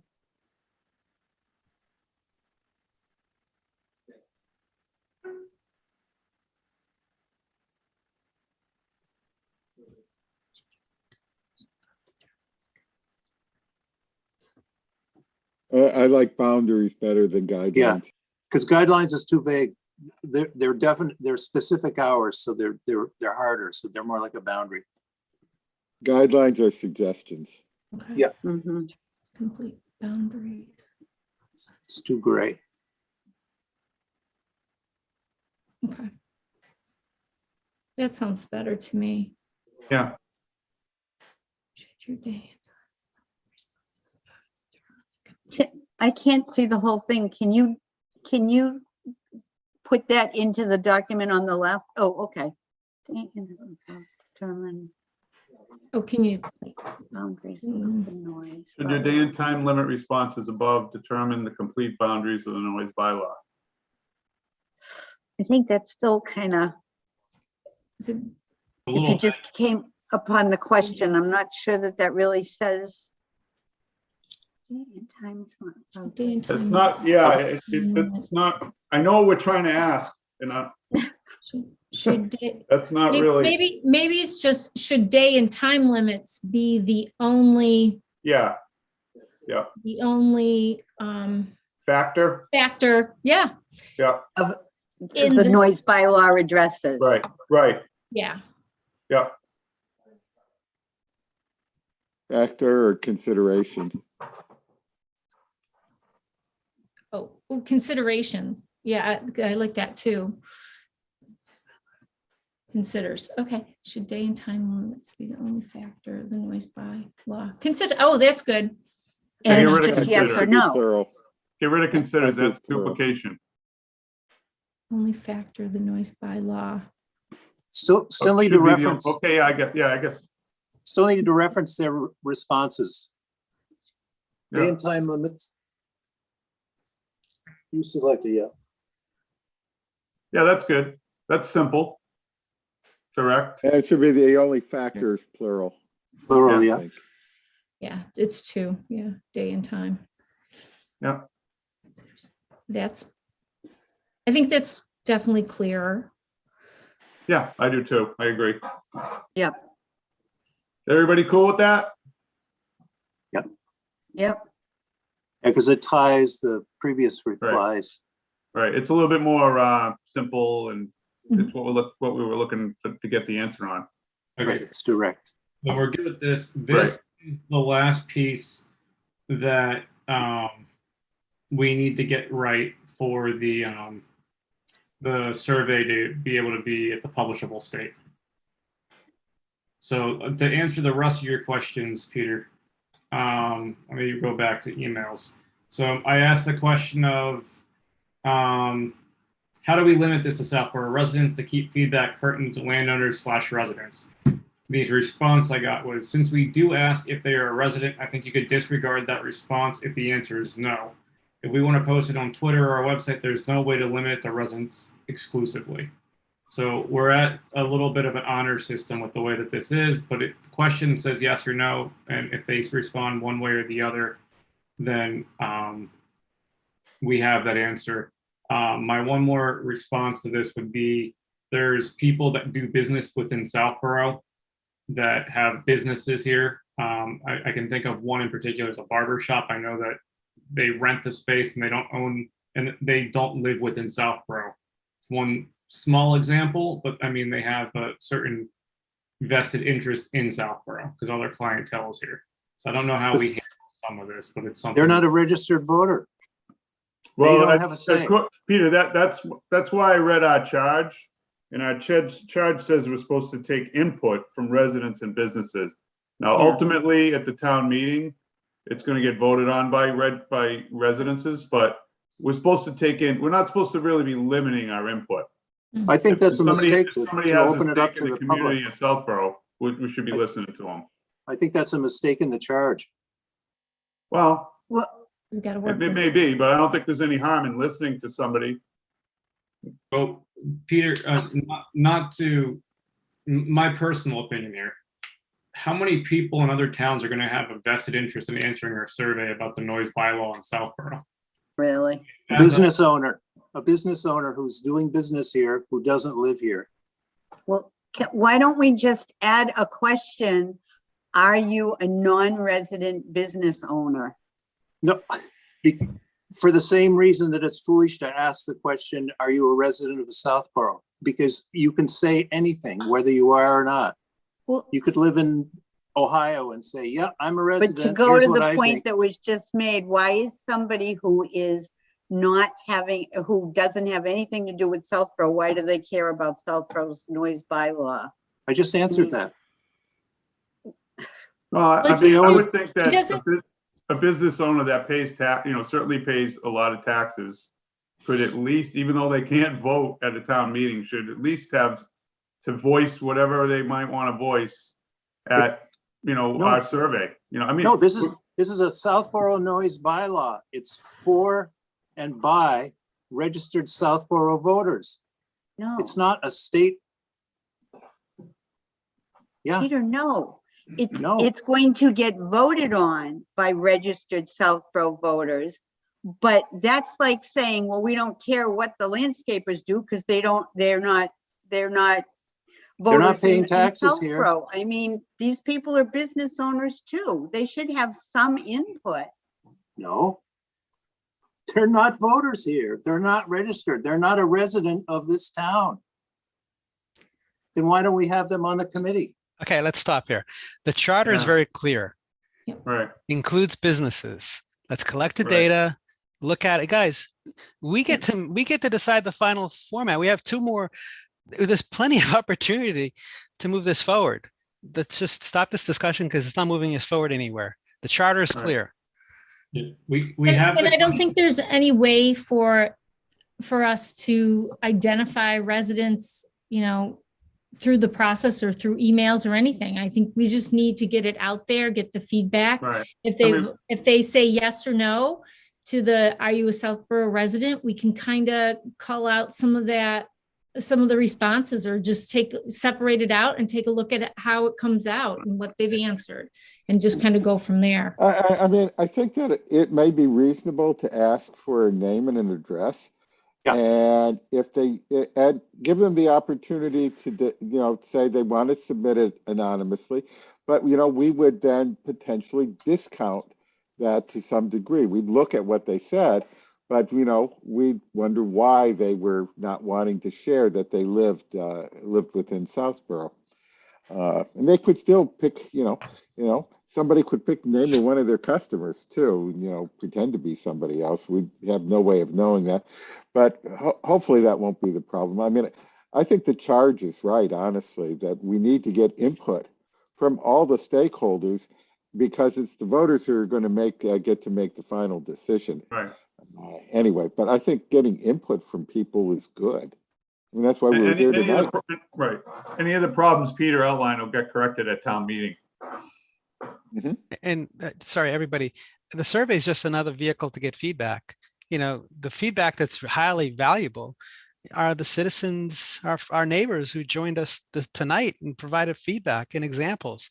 That was very valuable. The survey is just another piece of information we're going to put into the pile and analyze it. I am not worried about non-Southborough residents screwing around with the data.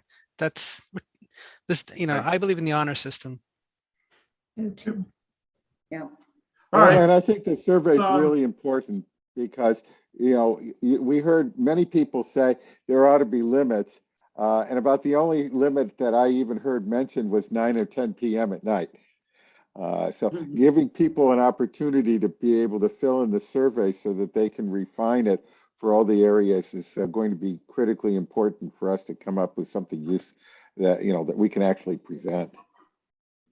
Do you guys want to have a little bit of discussion on these things at all, or how do you want to do it? And do you think we need the meeting tomorrow? Well, I certainly personally am open to having some discussion right now because I won't be at the meeting tomorrow. Okay. I can stay on. I'd like to discuss. John, how about you? Yeah, just let's keep going. Can we limit it to 30 minutes? Okay.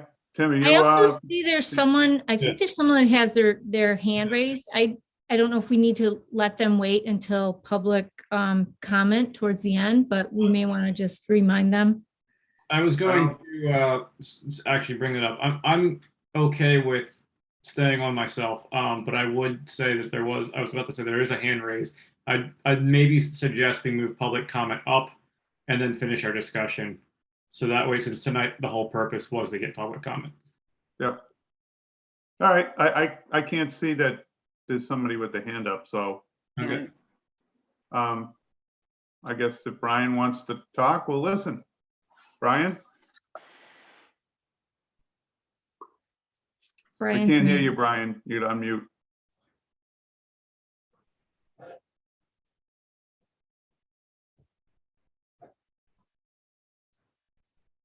Brian, you need to unmute. Tim, can you send him a chat or something to say unmute? I mean, Oh, no chats. all I can do is send them the request to unmute, which I've done. Okay. Maybe he Maybe left the he- room or something. Maybe he has his audio off and he can't hear us. Yeah. Yeah, Telling him maybe. that he's Okay. on mute. Oh, there he is. How about that? That's great, Brian. We There hear we you, go. Brian. Can you give us Yeah, squeeze you in, Brian. Yeah, well, thank you. Yeah, I'm Dr. Brian Bentz. Live on 130 Deerfoot Road in Southborough. My wife and family, yeah. Been here for about 10 years. So we're kind of newbies to the area. And in terms of noise ideas, we're not too far off Route 9, Deerfoot Road extended on the south side, not the north side, the south side. And I'm an engineer, physicist, chemist, PhD. And I would say, is there any way the state or the town can put up warnings or signs about trucks noise when they downshift to the diesel noise when they downshift to brake? Because at Crystal Pond Road, not too far from my turnoff, there's a rotary there, and there's a traffic light, and there's all kind of commotion there from Ken's, factory, warehouse, whatever they call it, and a bunch of other companies, 2 other companies right up the road with their big 18-wheelers, coming to do whatever they do. And, they downshift to ease the braking, ease the pain on their brakes. And many places in New England, there's signs posted that don't do that. It makes noise. And it's not good for the engine either, really. So in terms of an impact on noise, because we can hear it, I can hear it, I'm sure all the people on Route 9 there can hear the same noise, and it doesn't need to be. Brian, I can attest that as a police officer for over 35 years and written over 6,000 tickets, that I've stopped many a tractor trailer truck for that loud noise. There are tractor trailer trucks that have those engine brakes that are much quieter, but some of them, evidently, they don't maintain them, and they get loud. And I don't know if you're familiar with the center of Westboro, but driving through the center of Westboro, it's pretty flat, but going into that rotary, they back off the gas and that thing kicks in. And there's all kinds of apartments down there, and it's like an echo chamber. And Exactly. I can't tell you how many tickets I wrote there, but I hear you. I don't Okay. know what we can do about it, but it might have to be addressed on a state level. And that'd be kind of hard with all the highways that we have, but I certainly, coming down that hill by the Cadillac dealer, I can imagine what the noise is there. By Longs, with those things.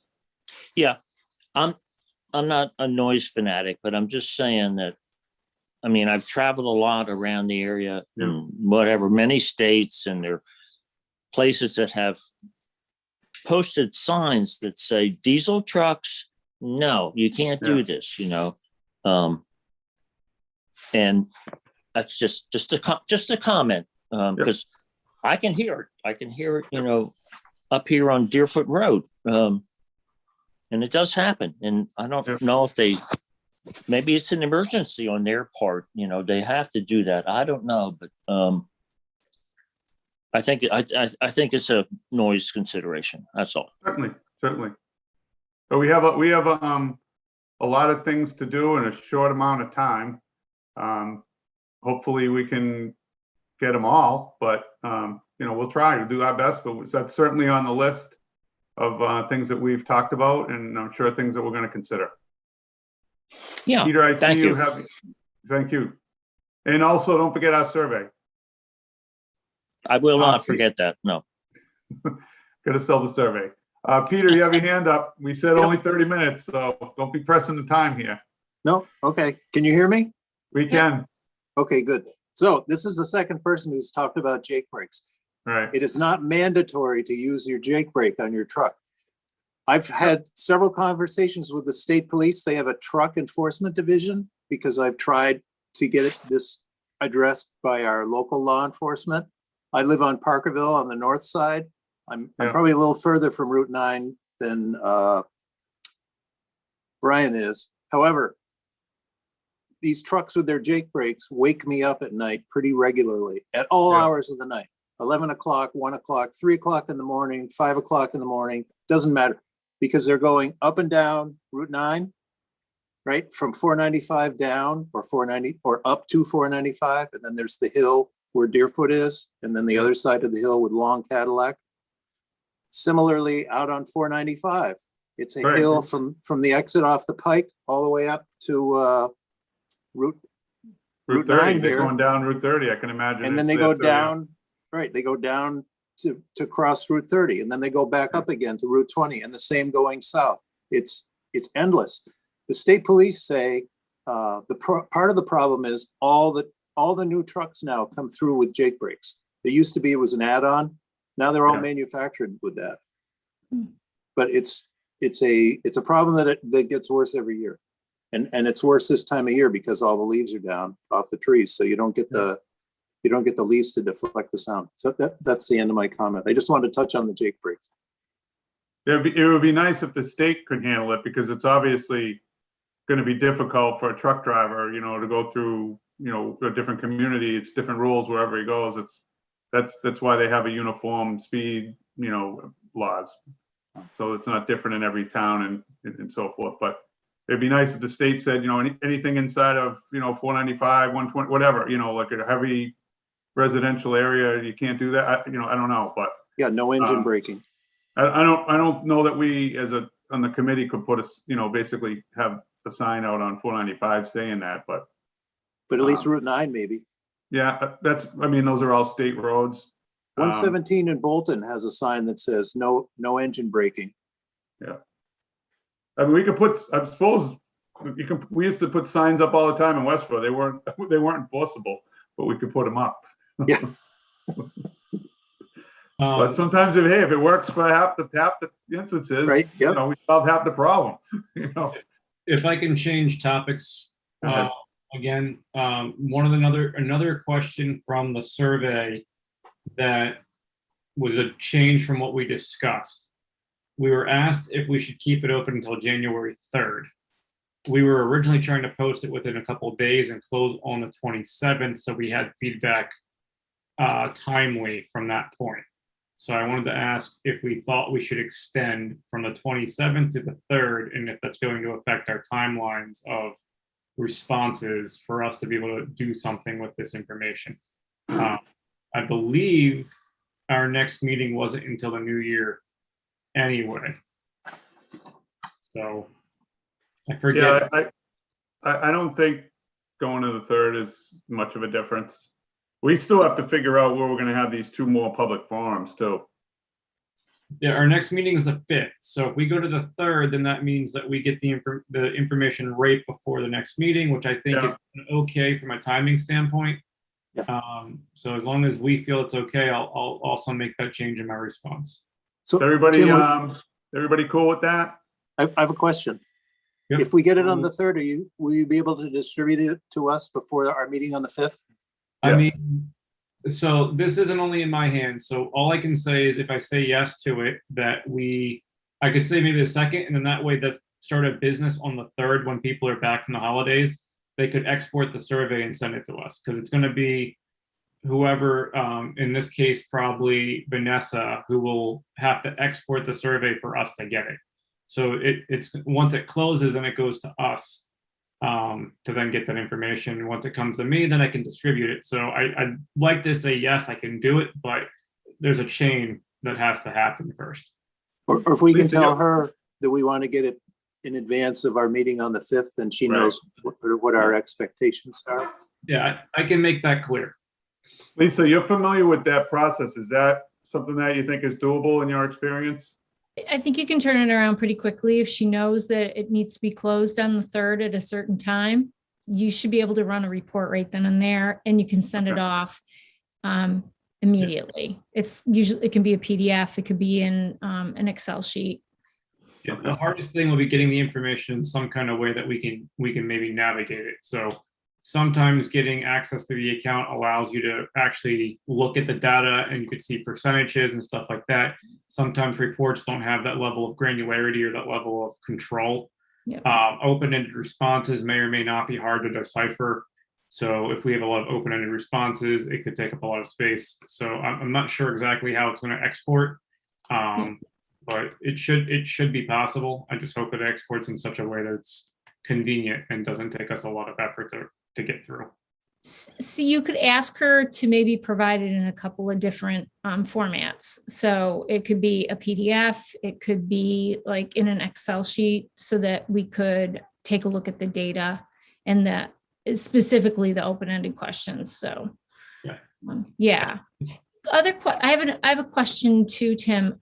Is it possible for her to send out a test link for us so we can go in and answer the questions and make sure that it's collecting the information correctly and the questions are working correctly? I'll ask for that because my one question was, I asked her, how can we stay in the know of how our responses are going and make sure that we're getting people? And she said that she could do a couple exports throughout it just to kind of give me a check-in and let me know kind of where we are. Yeah. So I think a test link is a reasonable request. And then that way we can see how the information comes in and just kind of know before it goes public. Yeah, that'd be great.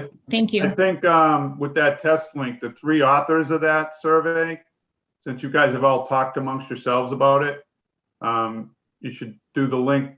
Make sure all 3 of you look at the link and or approval of it all, to make sure, you guys drafted it up. So I think you should, look at it and make sure it's what we represent. Great. I think it could go out to everyone. And if anyone has a chance, maybe we set a deadline. But then we get into quorum issues and we can't do anything. And that's why I said the 3 people and the 3 authors. You've obviously worked on it. That's why I picked that. But ideally, yeah, we could talk about it at a meeting. But then we're gonna be there's 2 more weeks down the tubes. How about blind CC like we do with the minutes? But we're soliciting comments, so that would be a deliberation. So you can't do that on the internet. Not with more than a quorum. Not with a quorum. Here's one way to simplify this whole thing. I will be happy to continue to finish owning this, get the test link sent out, and then if anybody has any comments, they can send it directly to me. And everybody can then get the link and reply to it because you're not really giving your opinion. Please don't give your opinion. Just write lorem ipsum into the comment box. And then that way it's just, we can see that you put a comment in and how it shows up. But the purpose isn't to give your opinion yet. It's to prove that the thing is functionally doing what it's supposed to do. Yeah. I think it should be limited to like, yes, I approve or no, I don't approve. That it shouldn't be. You can't give people any gray area to twist things around. It's got to be very cut and dry. I think one of the reasons why you need to have it sent out for to be checked is when I've done these surveys or set out ballots for people to do, that inevitably it's not the way I wanted. You know, you can select more than one answer where you should only be able to select one answer, or you can only select one answer when you're supposed to be able to have multiple choices. Or, you know, one part of it works and another doesn't. So I think that's the purpose of sending out a test link, is to be able to validate that the survey is going to do what we want it to do. I agree. And you're getting feedback from people not familiar with it. You know, if we haven't been involved with the design of it and we're taking it ourselves for the first time, you know, we might see something that, you know, the public's going to see, but you don't see because you've been playing with it, right? Right. Okay, so what I'll do, because I feel like this doesn't bend the rules or get us into any gray area, I'll finish working with Vanessa. I'll ask for a test link. I'll get that sent out to everybody on the committee. If you guys have any particular comments about things that aren't working, just send me the feedback directly. And then everybody gets to see the survey before it goes live and have some level of input. If it goes the way that I think we can, I think we could have this live on Monday. So I think if I reply to her tomorrow, she gives me the test link, we get it sent out, get any final feedback before the end of the weekend, ask her to make the changes on Monday and send out the survey Monday evening. That's how I think we can get it, and we can get it done in a fairly quickly format. Okay, that sounds good. Sounds good. We have 12 minutes. Do we have to vote on changing the end of the survey period from the 27th to the 3rd? You want to vote on that? Okay. I'll make a motion Make the that motion. I'll make a motion that I get a test link. We extend the date of the survey to 1/2/2021, which is Sunday, to give a full working day. That I will replace that last question with the one that we agreed upon. Should the day and time limits you selected above be the only factors a noise bylaw considers? And those would be all the changes for the questionnaire for us to get it posted. I'll second that. Okay, I'm gonna do roll call. Lisa, Hi. Tim, Aye. Cindy. Cindy, you're muted. Just go like, that's all right. Aye. Okay. Peter Goodney, aye. Peter Lapine. Aye, it's Lapine. Lapine, sorry. John Aye. and Lee. Aye. Okay. What do we think about tomorrow's meeting? I understand Lee's not going to be there. I don't What are our think, thoughts on that? do we feel, based upon the meeting tonight with public comment, that there's anything that we have not considered yet that would require us to meet tomorrow to discuss, to figure out some details or something? The one thing I did notice that somebody made a comment of, and I don't know who has a connection, but I've tried a number of times to reach out to the building inspector to maybe get a handle on zoning and building permits and all that jazz. And I've struck out a number of times. I think somebody else tried as well, and they weren't even able to get, they got word through somebody else. Does anybody have a handle on the planning board or the zoning board, or, to kind of maybe, I mean, if we should have put in something on their behalf or look at something on their behalf, or is it something that they can handle? Or, it'd be wonderful if the building, when they issue a permit, could say you can't start, or, as part of their process, John did the legwork here. Yeah. So you tried first, I tried. I think where I failed is I was asking very open-ended generic questions, and therefore they came without a lot of detail. So I think if we asked more detailed questions like were brought up tonight and other towns have done, like Sharon had for large developments, the approval of that would include noise restrictions. So I think if we came up with a set of detailed questions, to add, that were related to the building sort of function, I think we could get some meaningful feedback, because I think otherwise, they're really not they're not in the business of dealing with this type of issue. Right.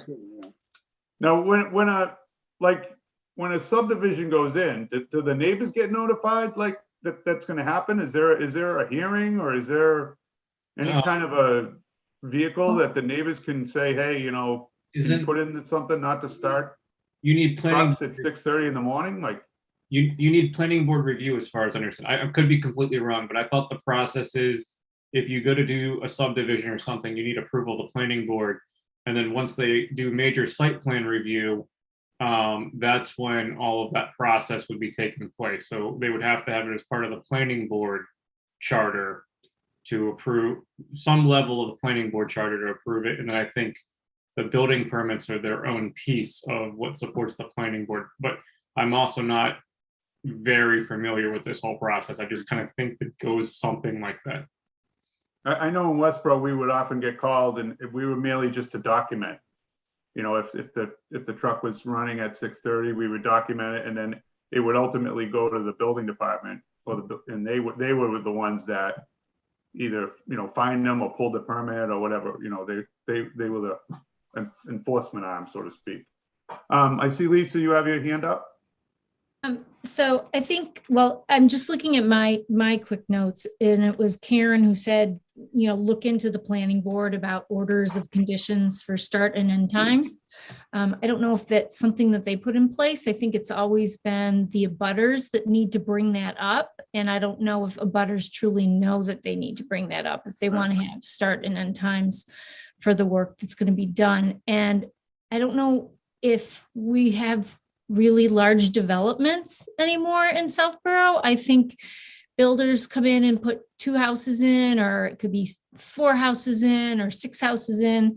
So, no matter what, I mean, if you plunk that down in the middle of a residential area, I mean, I think we had a whole butters need to be aware of that. I'm sorry, what were you saying, Lee? They just put a whole street in about 3 or 4 years ago down the street from me off of Oregon Road.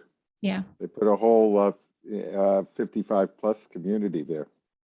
Okay. Yeah. So, I mean, I think it just depends, but I think it's worth maybe reaching out to the planning board and, finding out, what they usually do, or if they have any guidelines for abutters. And I don't think there's anything in place at this point. You sound like a volunteer, Lisa. I'm happy. I'm happy to do that. I'm sure I can find someone on the planning board. Latrell, is she planning board? Yeah, Mimi's on there. Okay. There's a few people. It would be great if we reached out at least to show that we, did that, Sure. that we would consider them. They might say, oh, we've been waiting to hear from you guys, can you put this in? Or maybe they say, we have plans on handling that, or hopefully we just get some communication going. That'd be wonderful. Thank you, Lisa, for that. Actually, the reason I was raising my hand was it was from Deb Demuria, and the noise template that she had sent us. It does have a lot of great definitions, and I'm wondering if maybe we should start looking at that to maybe start building some of this noise bylaw around definitions, and maybe take a look at that as a group to see what we can use to kind of pull this together. Yep. So I don't know if that might be a good thing to look at tomorrow for an hour. Can somebody forward that? I can't seem to find that document. I can forward it for. We didn't agree that we were going to meet tomorrow. Oh, right. I thought we did. Peter, you have your hand up. Peter. Yes, I do. Okay, so Deb DeMaria is on the Zoning Board of Appeals, right? Yeah, I think she stated so when she spoke. Okay, and my understanding is a building permit can include restrictions on hours to work, etc. The issue is who pulls the permit, and typically it's a contractor who pulls the permit, and that person doesn't want any restrictions on his hours of work. So, although I have a neighbor who proposed to modify their garage. They wanted to make an indoor basketball court. And we got notification from the town. All of us, maybe 6 or 8 houses surrounding this person's house got notified. And we happened to have been on vacation at the time, so we missed the reply deadline, but they never changed it. So I guess everybody else said they didn't want it changed. So if you're going to make a modification to your property, evidently, the town notifies abutters. And slightly beyond, perhaps. I think if that's if you're going to go outside the zoning, I think, Right, but I think a variance. regular building permit, I don't think requires the butter notification. Right, it's only for variance. Right. Yeah, that was my experience. I had a neighbor who wanted to put up a garage and it was a little close to their limits or whatever. They asked abutters. Yeah. So how do we feel about meeting tomorrow? So is it on the town's website that we're meeting tomorrow right now? Yeah, it is. Yeah. Okay. But we can cancel it. We can, if we don't have we can, it's up to us if we want to show up or not, but well, that's true. If you don't have a we quorum, put it in, we we can't didn't meet. really know how tonight was going to roll, if we were going to have 100 people making comments and, a workload, it's entirely up to you folks. I know holidays are coming up, people are busy. So we did book it. We do have it on the calendar. I believe it's 7 o'clock earlier than our other meetings. Yeah. But like you say, Lee said he can't make it. So Peter? Yep. So the only thing I'm uncomfortable with is I don't know the path between today and the deadline, how we meet, how we get to more public hearings, and do all the work in between. So I don't know if we need a meeting tomorrow, but I think we have to start doing a little bit more homework and so forth. And I just don't have that path between now because, January goes quick.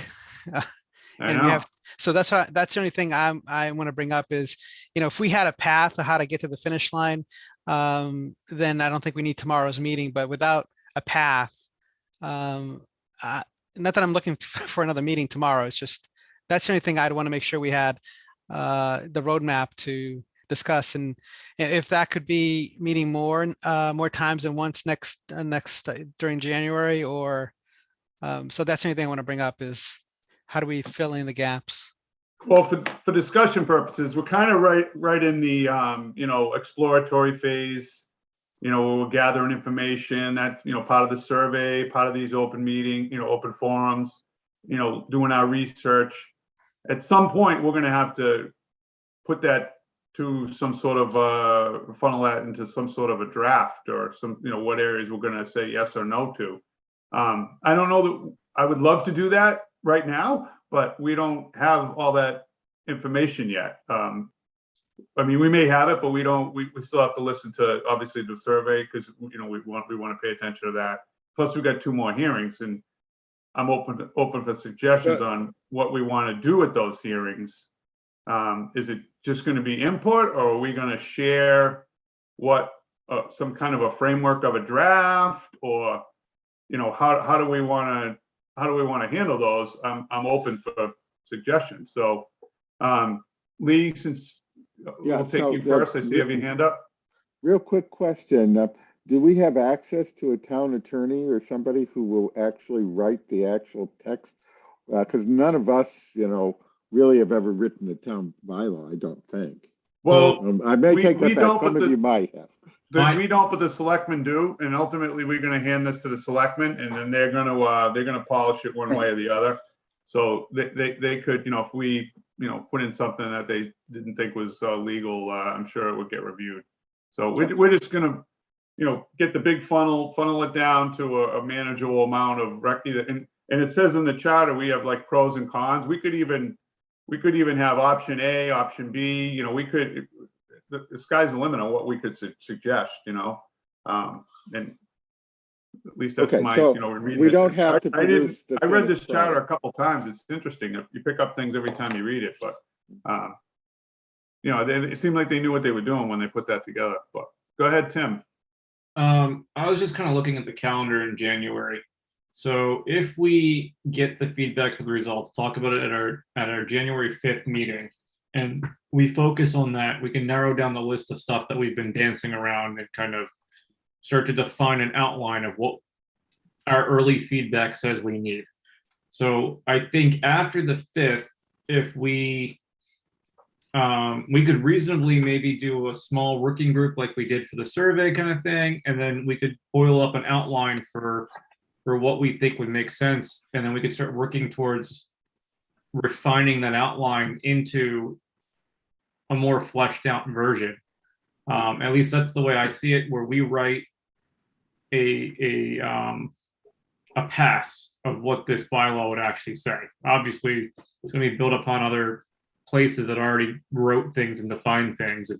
It's not a starting from 0 point, but it's taking input from our neighbors into this consideration.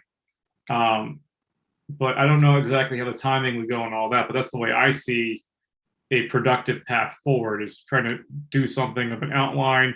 We start to agree on an outline, and then we define it better, and then we agree on the better.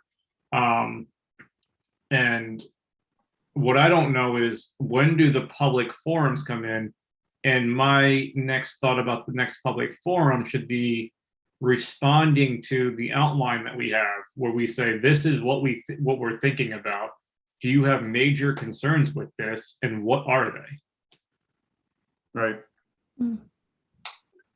That was part of what I kind of wanted to do at this one, but I think it's wise what we did, but maybe I jumped the gun, but that's kind of what I wanted to do. I wanted to give the so-called list, which I think we need to polish up, but the so-called list, this is what we thought we should be addressing. What do you guys think? And go through them all. Go ahead, Cindy. I'm going to put my glasses on. As a former project manager, in kind of building on what Tim's saying, is I'm a little getting real nervous that we don't really have a timeline for when our major steps need to be accomplished. I'm not even sure that I know, when do we have to have what we're going to funnel to the selectmen in order to meet the town meeting. I just, and yes, certainly, when are we going to fit these 2 other public hearings in? And I just don't feel great that we have a good set of milestones that we have to hit. It sounds like the second week in February is when we have to be done.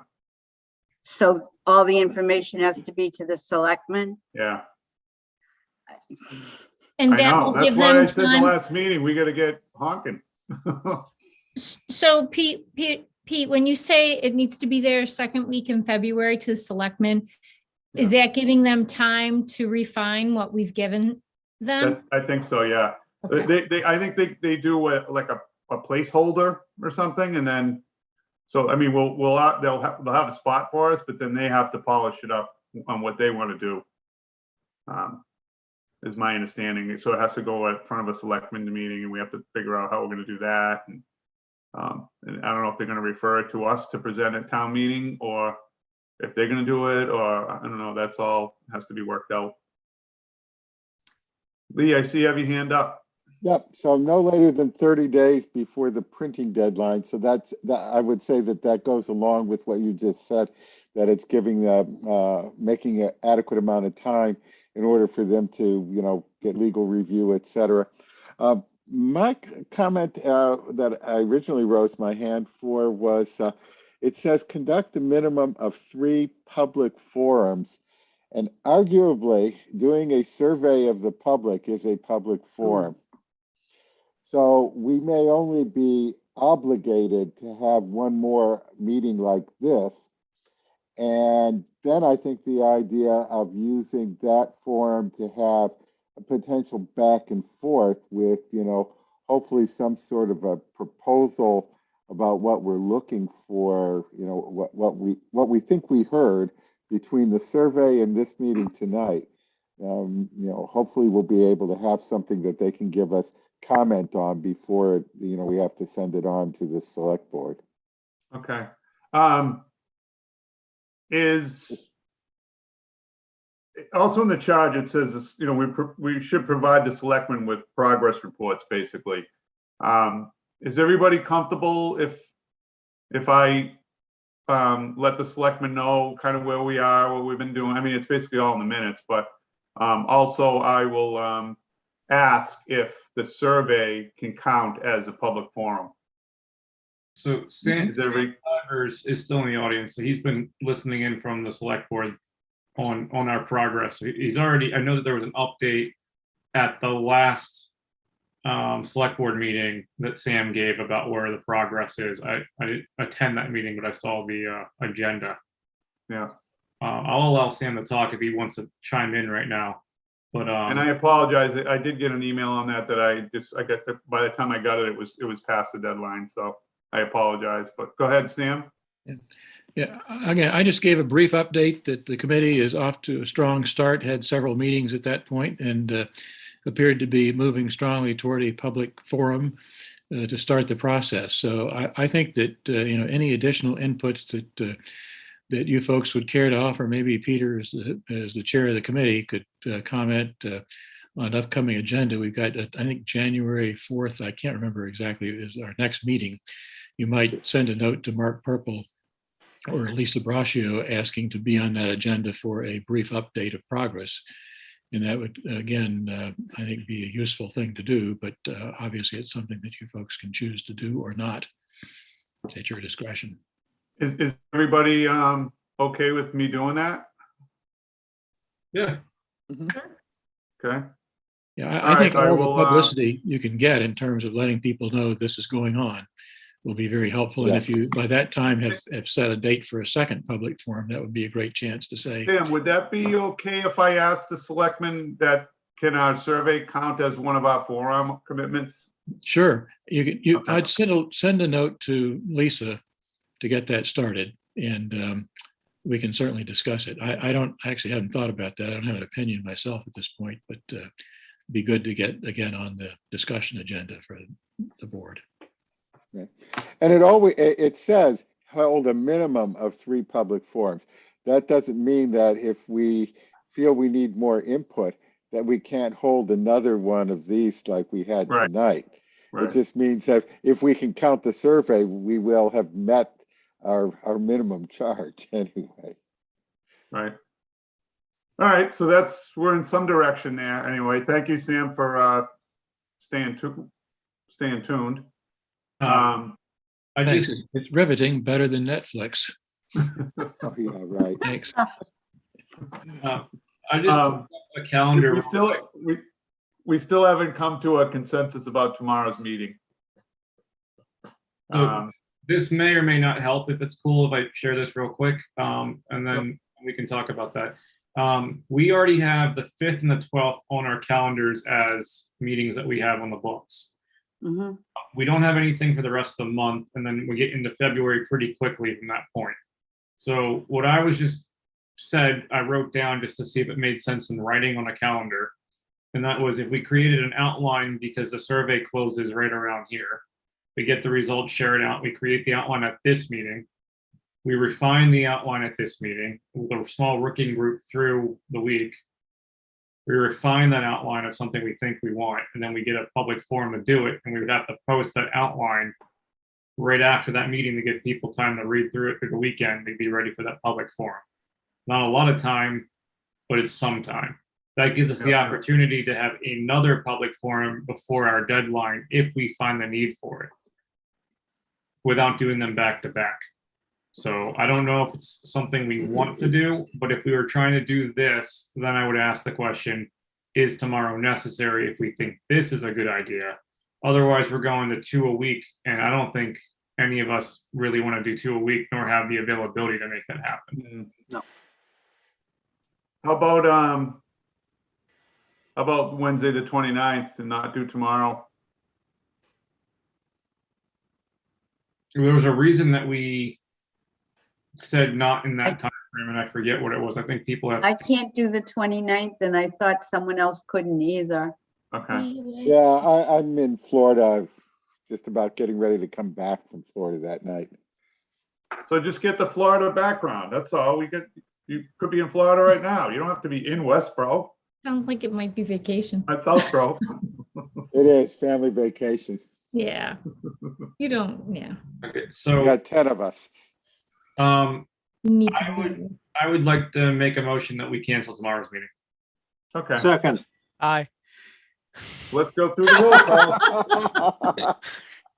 One at a time. Lisa, Aye. Tim, Aye. Cindy, Aye. Peter Goodney, aye. The other Peter, aye. John, Okay. and Lee. Hi. All right. See you at the next meeting, folks. Thank you for your efforts. Hey, Peter. Yes. Still need him vote for adjournment. So one thing I want to make a comment is this committee is, I think, really working very well. I think, promoting the public forum, even the survey, all the things that Lisa and everybody else did with and Cynthia with the transfer station, getting the posters up in town and so forth, my Southborough. I'm just want to bring up that the town asks the citizens to volunteer time to help them. And this is more for Sam because he's here. I'm completely disappointed of how the town does not promote public hearings. And as I said, when you guys asked me to be on this committee, I'm going to be extremely truthful and frank. But if you really want public hearings, we need to have the town step up and help promote these things. I mean, because we want to get agreement from as many people as possible before the town meeting. And I don't know how to structurally change it, but where I'm standing, as an executive at a business, if I put a lot of effort into something and it didn't get promoted from a marketing point of view, you're not getting the value for feedback. I think it was great feedback, the few people we got, but I had hoped we would get a lot more. So I'm highlighting that because during the next public forums, I want to address this fundamental flaw that this town has. Okay. Thank you. Yeah, I think the town should be providing some support to a lot of these committees. I mean, the job of being a scribe, that could be done by a town employee. That free up some, I know nobody wants to do it. I know I've done it in committees. It's a tough job. And that could be, I remember our committees before, 15 years ago, there wasn't a town employee assigned to the committee that did that job. I don't know how that, maybe we just didn't rank high enough, but anyways, that is something I would like to see, but that's another day. So I'd like to make a motion to adjourn. Second. Peter seconds. I'll go down the list again. Lisa, Aye. Tim, Aye. Cindy, Aye. Peter Goodney, aye. The other Peter, Aye. John, Aye, and Merry Christmas, Happy Holidays, and enjoy the holidays. and last but not least, Lee. Aye, goodbye. Aye and goodbye. Thanks, Thanks, everyone. Thank you. Good Happy night. holidays. Happy holidays. One more thing I wanted to say. I know we're adjourned, but as a housekeeping, somebody on the screen did not send in their receipt for the conflict of interest. I'm not going to name any names. That was me. Didn't we just do that though? I got your email. All right. I just want to make sure. All you got to do is reply that you got it. You don't have to print it out and sign it and all that. Right. shit. No, I printed out. Okay. Well, you don't have to scan it and all that. You can just reply Just to the email I reply. received it. Okay.